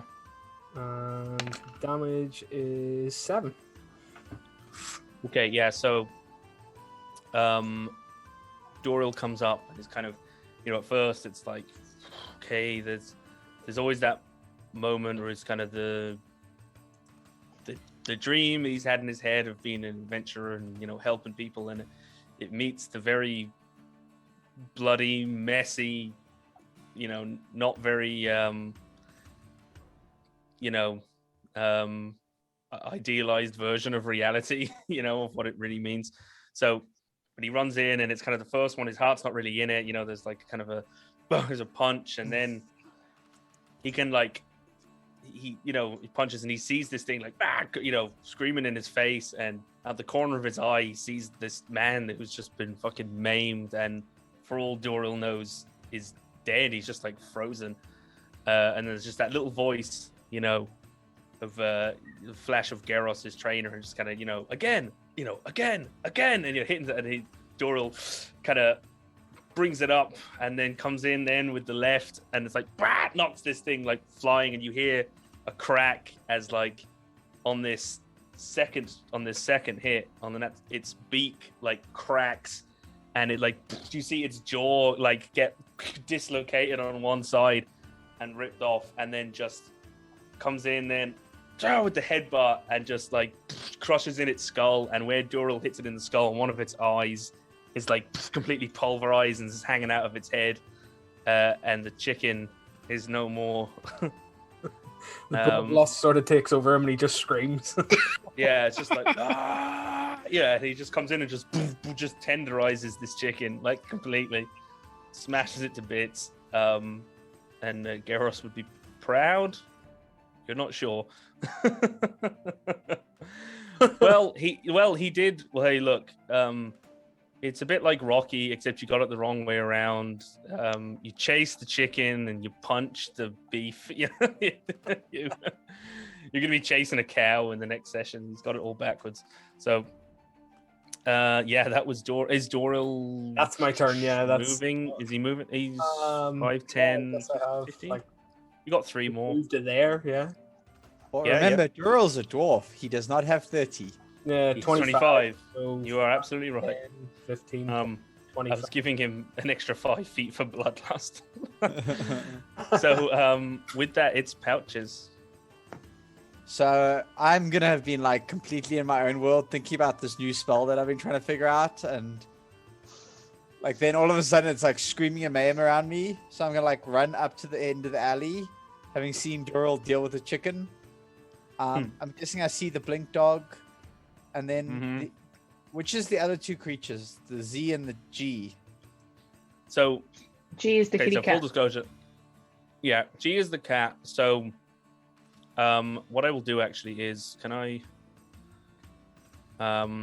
sorry, I should have actually why can I not I want to edit them. Jesus Christ. I'm just gonna put a label on these guys.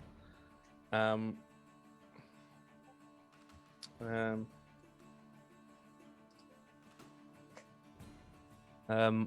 don't know how visible that will be, but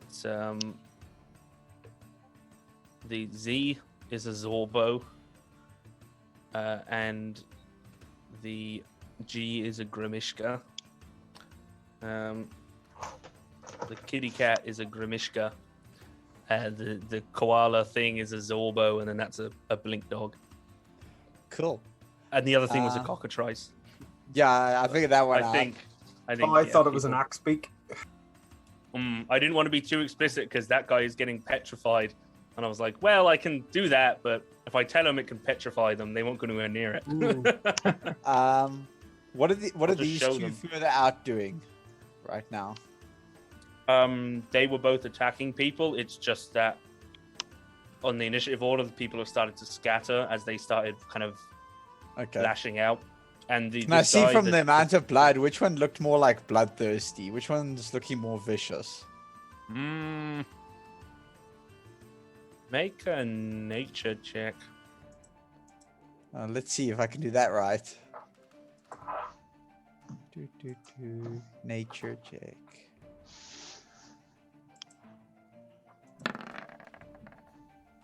14. You'd guess that the kitty cat is more aggressive. It seems a lot, I don't know, maybe just the fact that it's a feline. You're thinking, more of a predator. It's already, well, I mean, technically it already, the Zorbo missed, but the Grimishka actually did damage to somebody. You didn't see it, but you can see blood on the ground. And, it seems a bit more vicious and intelligent. So Patches is just going to pull out this burnt twig, and he's just going to begin to chant in Sylvan, and he is going to cast Witch Bolt on the Grimishka. Okay. Let's see if I can actually hit. For 23. Oh, okay. I'm so glad that you did that.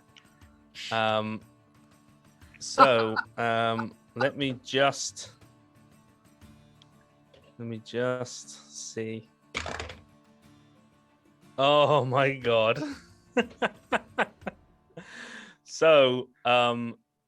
Okay, actually, hang on now. Give me 1 second. I need to pull something up. I'm suddenly worried with how gleeful Ben is looking.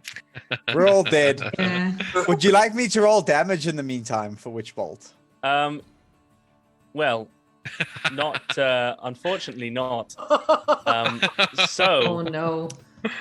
I'm just gonna read it out, so just so you know, because the Grimishkas know more. So Grimishkas have a reaction once per day, magic allergy.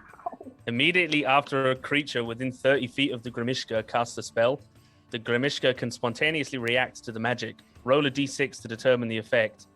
So a 1 to 2 was the Grimishka emanates magical energy. Each creature within 30 feet of the Grimishka must succeed on a Constitution saving throw or take 1d6 force damage. 3 to 4, the Grimishka surges with magical energy and regains 1d6 hit points. But I rolled a 5, and on a 5 to 6, the Grimishka explodes and dies.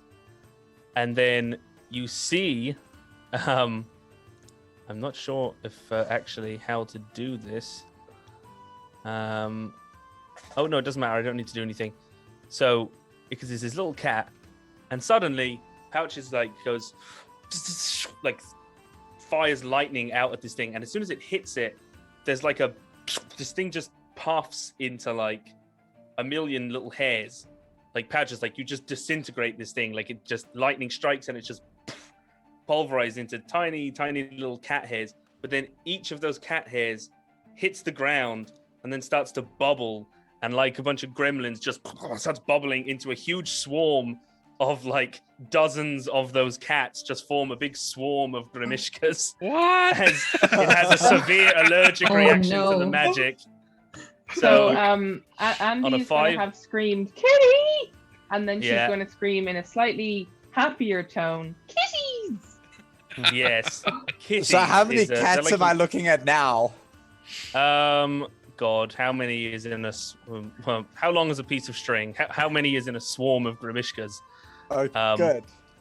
Yeah, it is. They are a swarm, but they're still occupying a medium space. Okay. Are this they thing is just they're crawling over each other and just meowing. It's just someone fed them after midnight. Are they the same size as the original, or are they smaller? Yeah, they're all the same size as the original, so they're all tiny, like so, just like cat size. But that is, yeah, unfortunately, Dear. if they hadn't died, it would have done damage, but They died. But they died, and now, And I'm guessing as I cast Witch Bolt, I can't, because it died, I can't retarget the swarm of the same is- spell next turn. it is technically, yeah, a new.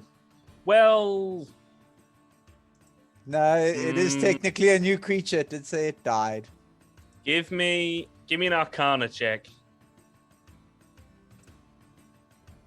It's going to be a high DC.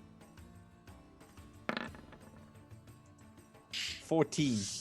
Oh, unfortunately, no. It's like you're kind of like, it's because something weird is going on. It's like, is the same creature, but it's not. It's kind of a new one, and there's this whole magical allergic reaction going on. And for a second, you think you've pinned the bolt back to another one, like you pinpointed one molecule that used to be in the original thing that was targeting the spell, but unfortunately, you just lose connection on it, and like a bad Wi-Fi signal, and it kind of like.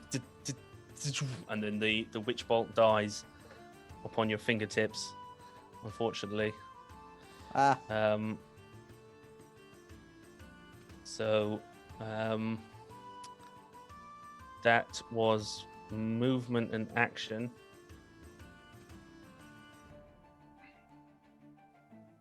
Yep, that Not was, sure so that's if- me. No, that's it. I'm done. Okay. Let the So, Grimishka swarm kill everyone. Yeah. The blink dog. I'm just gonna see. Okay, gets its teleport back. And then okay, the dog. Just because Andy is the one that kind of ran up to it first, it's comes back and just like a rabid dog with a stranger, someone doesn't recognize, its instinct is to lash out, and that's an unnatural 20. Yep, that hits. Okay. Ooh, 5 piercing damage as it just sinks its teeth into your thigh, and then it's biting, and it's like just as you feel it clamp and then release its jaws, and as it releases its jaws, it teleports. Yeah. 5, 10, 20, 25. So it teleports up here. You see it. Oh no, hang on. 30, 35, 40. Yeah. Okay, it teleports up the street, deeper into the square. Then the swarm of Grimishkas are acting.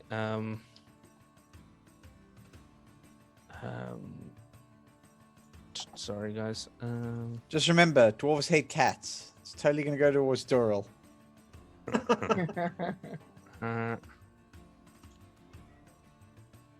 Okay, so the Grimishka actually, the swarms, like I assume, Ben, because the blink dog teleported, I don't get an opportunity attack as it moves, like as it teleports away rather than moving away. no.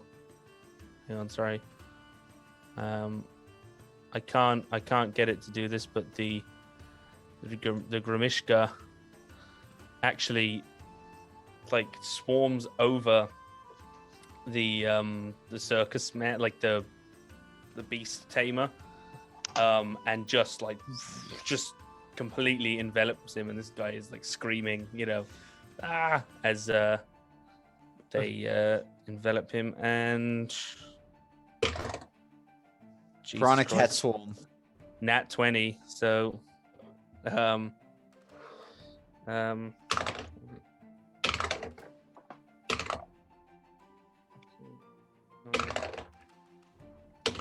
Holy,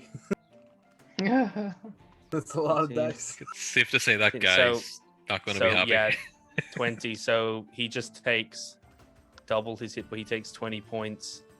Sorry, and just. Oh God, how did I? Christ, I don't know how I rotated this guy. Does anyone know how to unrotate a? Oh, I see. Yeah, I remember. There's a little thing at the top, and you can like pull it like on Microsoft Word. Yeah. Cool. So, yeah, he. You just see the swarm kind of like goes up like a little tornado, and there's just like and they kind of come back down, and there is nothing but little shreds of lime and magenta, just scrap, floating down to the air. And Bones, is he like just like a skeleton now? These things are like piranhas.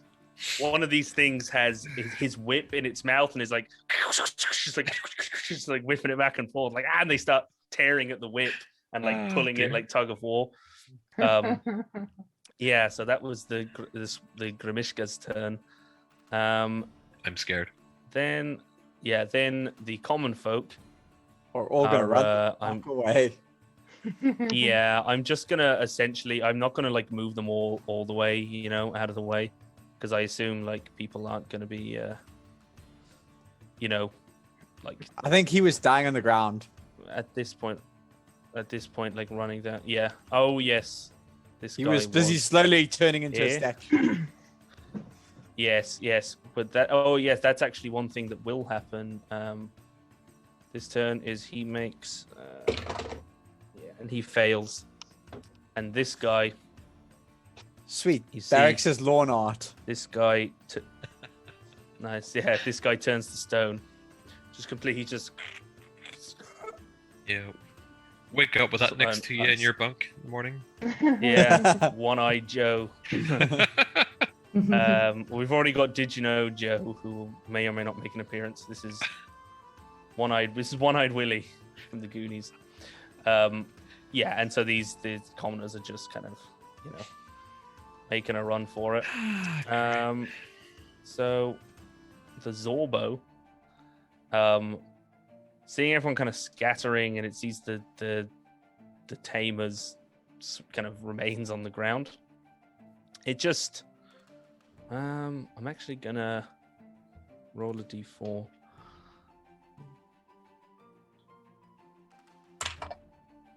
Well, okay. He starts heading in your direction. So he goes. You can see he goes 5, 10, 15, 20. Actually, does it have? Yeah, it's got 30 feet, 20, 25. And it goes for Navani, and you see as it like is going your way,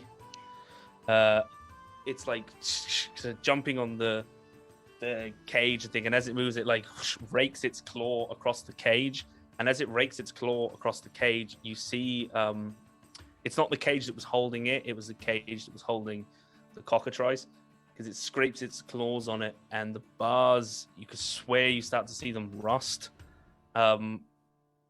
And then it comes and it takes a swing at you with its destructive claws. But that's only a 7 to hit. Oh, good. Yeah, so it's quite it's like kind of nimble, but it's this awkward little, koala wombat thing. I'm gonna pop a picture of it in our chat. But that is the Zorbo. And then it's on to Andy. So Andy, who is probably about to die, salutes you all, but she's going to move sort of that way to be over, but not like right on top of the Grimishka. And then she's kind of going to go, hey, kitty, kitty, kitty, kitty, to try and call the cats over, as she would cats normally. Despite having seen them shred the dude to pieces, this is her automatic response to the cat. Well, They did shred a dude to pieces who had them in cages and was holding a whip. So, you know, who knows? Roll an animal handling check. An animal handling. She's probably going to have taken out her hempen rope as she moved and be like kind of using it like a cat toy kind of thing. Let's hope they don't think you're using it like a whip. Let's see. 9. And he's gonna die. With that animal handling check, they're all like, yes, and then you hear, you know, yeah, kitty, kitty, kitty, kitty. Just So, like, chat, you can start turn at you and voting on. smile. Chat, you can start voting on stream for next week when Andy has to roll a new character if you want to see her do it live. Yeah, yeah. Who wants to play the swarm of Grimishkas? So, yeah, they, you have their attention. They look like they're about to come over to you. You got your wish. So that was, that was movement. basically what Andy did. Are you bonus? How about you bonus action? Doing anything, dashing, or did you? You moved, no, that's what, 5? I only 10, moved 15? to 15 feet, but as much of a stupid idea as it is, that's basically what Andy's doing. Yeah. Okay. Definitely. Just before I move on to Vorden. Okay, Definitely. cool. I'm gonna stick with it. It's my plan. I'm sticking to it. Okay. It's my party, and I'll die if I want to.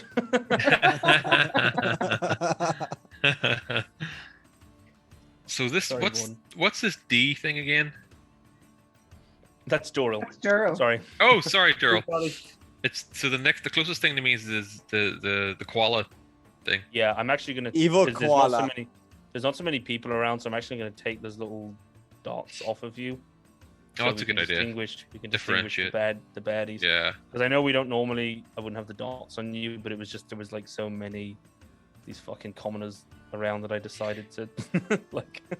So,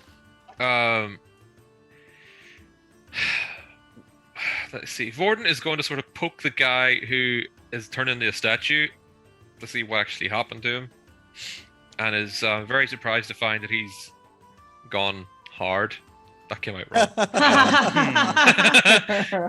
He's turned to stone. Well, folks, it was a good stream while it lasted. Careful there, you're starting to sound like a Humblewood stream.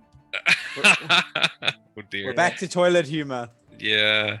And speaking of commoners, he's going to turn around and say something along the lines of, "You cowards, stop fleeing! Grab a weapon, a stick, anything, and help!"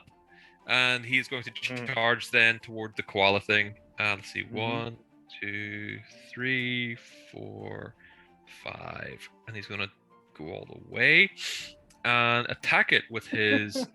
So wait, first someone's hard, and now you're going all the way. You poked somebody, they got hard, and now you're going all the way. Yeah. That's how Vorden rolls. I'm just playing my character, you know. Represent me. Oh dear, I those last two were completely unintentional. Let's see. Rapier rolling. Okay. Nice. So does that Nice. So Good, yeah, okay. give me a second. Yeah, so you like it's kind of surprising. So as you get up closer to this thing, because you were at the back, you didn't really see it as it was moving, and you see now that like the scaly part of its skin, which is like most of its body, kind of has like a mantle of fur, but its exposed skin is all the exact same gray as the cobblestones. And as you lash out and you hit it, and you manage to kind of bite into its neck, you're surprised that, not unlike your man that you were poking at, when the rapier pokes him, there's like a scraping sound, and it feels kind of like you're hitting something like almost like stone. So it's little tough little fucker. but you do manage to get through, and it seems to deal, a significant wound to the little freak. So Vorin is going to be. He's going to look at his sword and the spark, and he's a little confused, and takes a second, but he decides he's going to try and smack this bastard again because, why not? Yep. See if he can do any more damage, considering it didn't do as much as he had hoped, and use action surge. Action surge, right? Yeah. So let's see. Let's roll that again. Yeah. Yeah. Take that. Nice. So, yeah, it's kind of it's looking a little worse for wear as Vorden, kind of now knowing what to expect, aims a little more for its head, and it's still doesn't seem quite as tough, so it's just carves across and kind of cuts across its face, and it reacts and kind of scrabbles away, and then is that everything that Vorden is doing? That is everything he is doing. Okay, so next, 1, 2, 3, 4, 5. So Norna comes up with her crossbow, and following Vorden's suit, fires a nasty bolt into this thing's neck, and it is down. So bolt just goes, knowing not to hit the body, a bolt goes straight through this thing's eye, and it kind of seizes and collapses. And actually, when it dies, its skin goes back to this sort of pinkish purple, and seems to stop taking on the properties of what it was, in contact with. So that was Norna. Navani. There is the Grimishka left, and there's a blink dog up here. Okay, but it's a swarm, isn't it? Sorry, it's a swarm of Grimishka. Okay, so I suppose I better take on the swarm then. I feel like I need to sing your welcome. I just look at Pouches and shake my head and go for the swarm. So I'll move up to here-ish. Yep. And I'm just going to try and cleave them with my warhammer, I suppose. Are you gonna use your cast the smite, the only spell that Paladin had? I'm going to use my saving those. No, I'm gonna use the divine smite. Well, remember, you only have to declare after you know if you hit. That is true. Oh, really? I didn't know that. Oh yeah. Smites can be declared after. So you can wait. Paladins. Yeah, you can be like, oh, I got a crit. Oh, I guess I'll smite. Yeah. Okay, I'll do that then. So I'm gonna two-handed.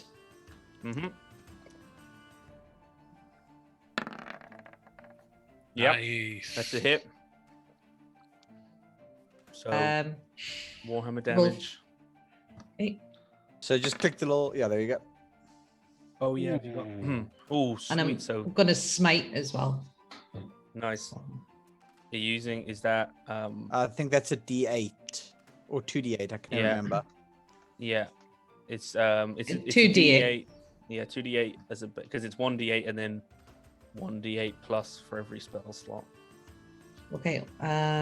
So do I just click it or do I just roll 2d8?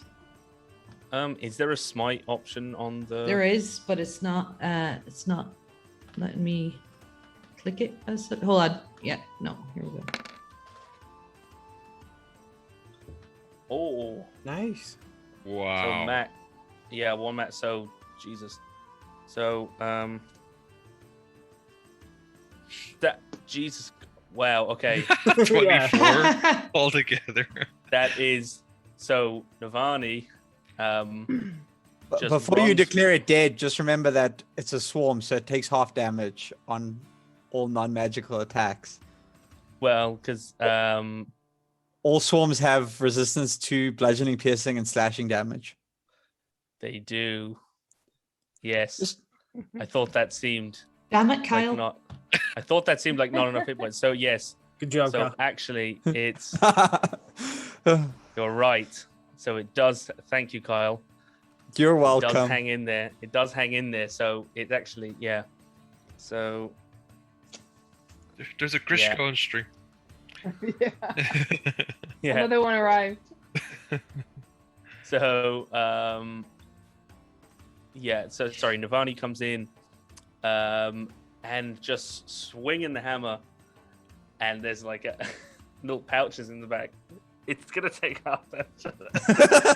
Yeah, so but comes in and brings the hammer down, and as you do so, you can see like the sun breaks through the overcast clouds just a little bit, and it catches the warhammer, and there's a little glare off the warhammer, and then the whole thing lights up, and just smacks into this whole swarm, this pile, and several of them are like sent flying, just charred little bodies, like, and the swarm is just diminished by at least half in one fell swoop. It just brings it down. You hear it crack the cobblestones beneath, where it's like scattered and made like a ring, like a little crater of these things. There's like a Nice. few left hanging on, and they're like hissing at you. But that's Navani, and yeah, nice one. On to Doral. So let's see. I am going to spend 1 grit point to stick and move, and I'm going to give myself the dash action. Yep. I'm going to go 5, 10, 15, and I'm going to pick up the cage, the half-broken cage that is on the floor. Okay. Because I am proficient in improvised weapons, I'm going to beat a blink dog with a cage and move another 5, 10, and jump the rest of the way to smash him Yeah. on the head with a big cage. Yeah. Okay. So here we go. Okay, 22 to hit That's a hit. and 7 damage. Okay, yeah, nice one. So yeah, Jules kind of runs and like scoops up the cage with one hand, and then like grabs it both, like runs, and like almost you see like one or two of the commoners looking, and it's like, oh, he's gonna, oh, I see, oh, he's gonna catch the dog in the cage, but then seeing that the open end of the cage is pointing up to the sky, and then just slams this cage down on the dog. And there's like a yelp and then a growl. In my imagination, this thing- is hilarious. Yeah, and he Yeah. wheels around on. He's like, snapping, and it's kind of like biting at the bars, and Doral's like kind of holding it back, the cage between him and the kind of rabid Awesome. blink dog. That's my That's your turn? So Pouches. So Pouches, being a spirit of chaos, is tempted to cast something on the Grimishka again just to see if it explodes. Be like, this is arcane experimentation right here, ladies and gentlemen. But Yeah. decides that it might kill his sister, and so instead is going to cast at the blink dog. And Mhm. he's going to point at one of the smaller cages in the cart, and he's going to catapult it over at the blink dog. Okay. Because it's like, oh yeah, you got hit in the face with a cage. This looks like fun. Let's do it again. It's a deck save from the target, right? Or is it an Yes, attack it roll on is. your part? No, it's a deck Okay. save. Mm. Give me a minute. Just 2 seconds there. Yeah, so it does fail despite its +3 dex. It didn't roll too great, and that's 18. Yeah, it takes So, 18 points of bludgeoning. Give me something. Yeah. So as you, so 20. Yeah. So Doral has come down and is like holding it, cage in his mouth, like keeping it there, and then suddenly, Doral, you're like blown away as you see another cage, like almost like sliding. It's like slides along the cobblestones. You see sparks flying up behind it, as it's just almost as if it was just like pushed along some sort of invisible conveyor belt. Another one just bowls into the side of the blink dog. You hear a crunch and another yelp as the blink dog slides, it's like 15 feet that way, and is no more. This other cage just like by Moradin's beard. Yeah. Oh, by the way, for my notes, it literally says now for chat, Grimishka equals no magic, 4 exclamation points. 1 second. So I think last one. Sorry, last episode. Andy just wants to keep episode. one. I know. Last episode, I suggested that because we had hit it and quit it off, I thought Flail and Bale should have been the title. And I've just thought now, when these are being uploaded, I mentioned Fests and Fireworks was what I was calling this kind of chapter. But I'm going to go for the title of this episode is going to be Cage Match. Very good. So, yeah. Wait, cats and cage matches. Cat fight, cage fight. So, that was Pouches, yeah. So Should be called koalas, chickens, and kittens. Oh my! So, yeah, that is that was Pouches, and it is now the dwindling swarm of Grimishkas. So, Grimishka is going to. I just have to say thanks, Solo. Yeah.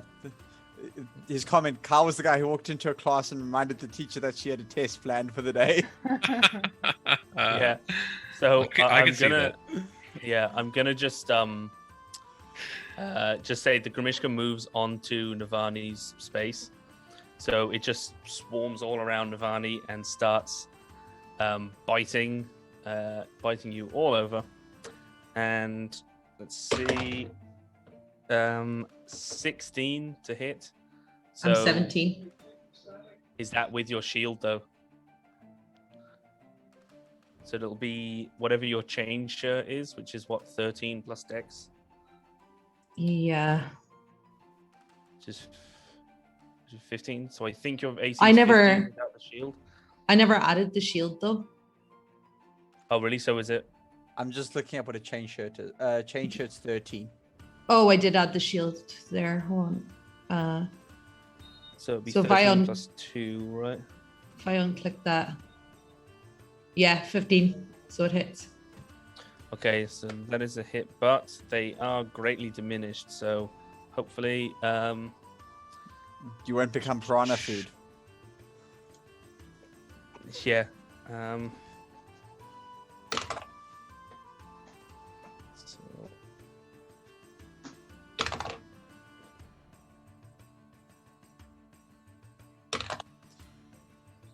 You take 3 points of piercing damage, and 9 points of force damage.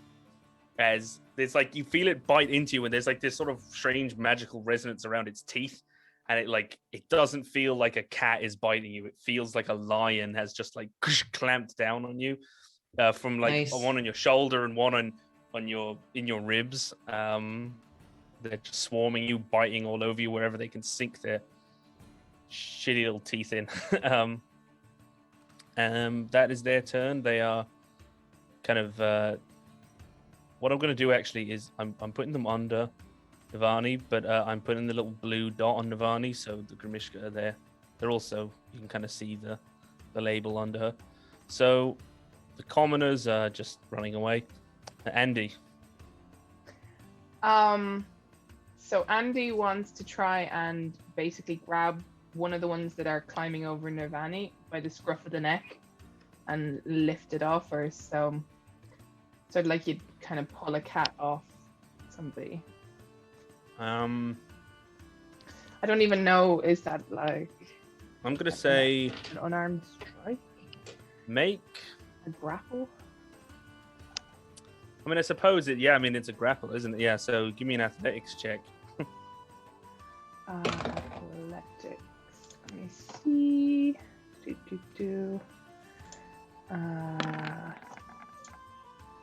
Oh, that is Hey. more than their 19. acrobatics. So Wow. yeah, you managed to like grab one of these cats, got it by, it's this kind of, it's got it by the scruff.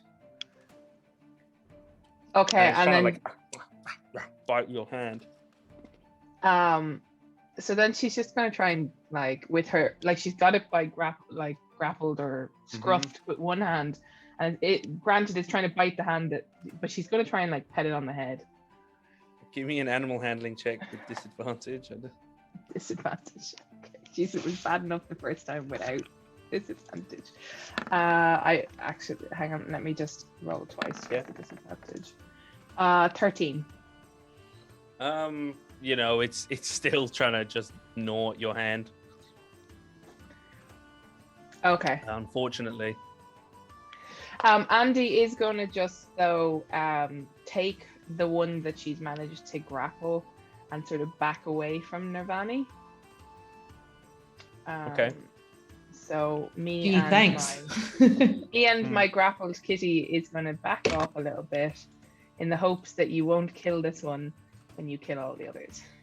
Okay, the one swarming Navani they lash out at you, but they do miss. Okay, so that's Andy. Vorden. There's a few of Vorden. these. There's a few of these left. There's like 3 of these left on Navani. Okay, so Warden is going to go this way and to slay some cats. And he's holding his shield out and just slashes down with his rapier. Yeah. Yep. Let's see.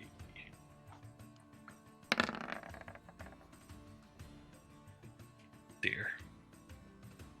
Unfortunately, that is a miss. No. Yeah. So unless I don't think you haven't lost any hit points, have you, from second wind or anything? No. Okay, so Norna fires a bolt. Fucking misses.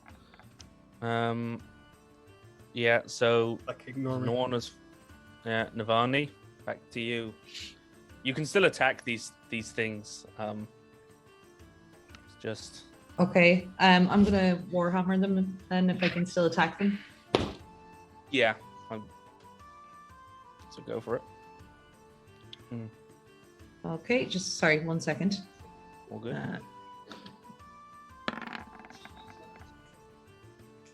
Oh fuck! It's just difficult to get a read on. Trying to grab you're trying to grab them to like then hit them, but they're just Right. very difficult. Whereas before they were in a big pile. I'm not sure. Are you moving? If you move, you can take. They won't move with you. Okay, I'm gonna move. I'm gonna move back Cool. to here. Okay. So Doral, to you. Alrighty. Opportunity attack. Yeah.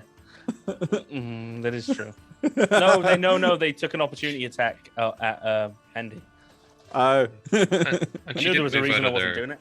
She didn't move out of the range, I don't think. No, she Uh, did. She's because they were in that. They're around They were in that around place. Navani. Ah, okay. I think, yeah. I will run up to this guy, the swarm of cats, 5, 10, 15 Mhm. to there, and I will try and just soccer kick one of them as I run by. Let's see. Go for it. Try and kick it at Andy's cat. Like take both Nice. out. Oh, yeah, nice damage. 21 for 7 damage. And so Doral, like, there's like 3 of these things. There's 3 of these things left, and Doral runs up and like he's going by. And the moment he raises his legs, like 2 of them just line up perfectly. He just fucking belts 2 of them. You hear their ribs crack, and they just fly. But the 2 of them in a big scratching, screeching ball go flying into the 3rd one and knock it into like this again, like shit has been turned over as people were fleeing, and there's like a bit of an upturned rusty sign, and the third one is just knocked onto it and just like and the swarm is no more, and it looks like all the caged monsters that were spilled out into the streets of Minehelm and Sweetwater Square have now been dealt with. He just There sort are of waves children. his hands and says, "Fucking Yeah. cats." Yeah, who needs a there are- circus? There are children weeping in alleyways. People look horrified, but He starts to Strangely realize relieved. this and looks a little Yeah. bit more sheepish. people are kind of like, some people I are still like have just Soot, though? shocked. Huh? Do I still have Soot? Because she's named him Soot. Do you have the cat that you named that was trying to gnaw your hand? Well, Yeah. you do. Yeah, it's still like, I'm gonna say it's gonna try and escape your grapple. So you give me an athletics check. Athletics. It's never acrobatics. That's always a better one. Nice. 18. In hell, you managed to keep a hold of it, but it's gonna keep making. You're gonna have to keep making those checks. Yeah, every, I want like, to 6 see. seconds. I'm gonna try and see if there's like a little cage that I can use to like have this guy in. I'm gonna say, well, give me an investigation check with disadvantage because this thing is like. While she's doing that, I'm gonna be like, I wonder if any of these bits would be useful to myself or any other magic practitioners. 5. Oh, the Wow. Well, And I'm not I 20 think- and oh, damn it. I know. You can't. It looks like you're not sure if you can get it back into its cage. But with these things defeated, and I think we're nearing game time. Norna, there's going to be a bit of cleanup. A report Norna suggests sticking around to essentially, do some paperwork, wait for reinforcements, and that we still need the element of surprise with those alchemists. So, suggesting that the rest of you push on with the raid after a bit of cleanup. But with this circus Decimation. roundly fucking trounced, like horrifying, slaughter of animals in the street. Well, animals is maybe a bit strong. They're all of them monstrosities technically, except for the blink dog, which is a fae. I think that's where we're going to end it tonight. Until next week, we'll see what can be found in the debris of the magical monster circus, and what we want to do. And whether Soot From gets there. away. And if Jesus Christ, so yeah, I'm gonna have you roll. I'm gonna have you roll outside of the like now, and we're gonna see what happens to Soot, and then we'll No, catch save everyone it up for next week. Yeah, because we're gonna have to roll every 6 seconds. You're gonna have to find something like at least someone's got to have a sack or something that we can put it in. Okay. So I think that's it for this week. We will cut it off there. And if you enjoyed tonight's stream, please consider subscribing. It really helps us out. Let's keep the show going. If you liked what you saw, And if you want more of Um, Minehelm, and if you want check out more our of Minehelm. Patreon. If you want to exactly. save Soot, subscribe. If you- If you don't Yeah. want to save If you want Soot, to, also if you subscribe. want to save Soot, you can have your say. If we get a couple more, gifted subs, maybe a couple more Grimishkas. We're in the swarm and we realize that everyone gets a kitten, a murderous, magically allergic kitten. So, So please subscribe if you like the stream, and as Kyle said, if you like the look of Minehelm and you'd like to see more of it, our Patreon is live. Sign up. We've got encounters, monsters, magic items, NPCs, a whole bunch of stuff, all based around Minehelm. So please check it out if you'd like, and we'll see you next week. Same time, same place. Thanks, folks. Cheers, everyone. Bye. Bye. Bye. Bye.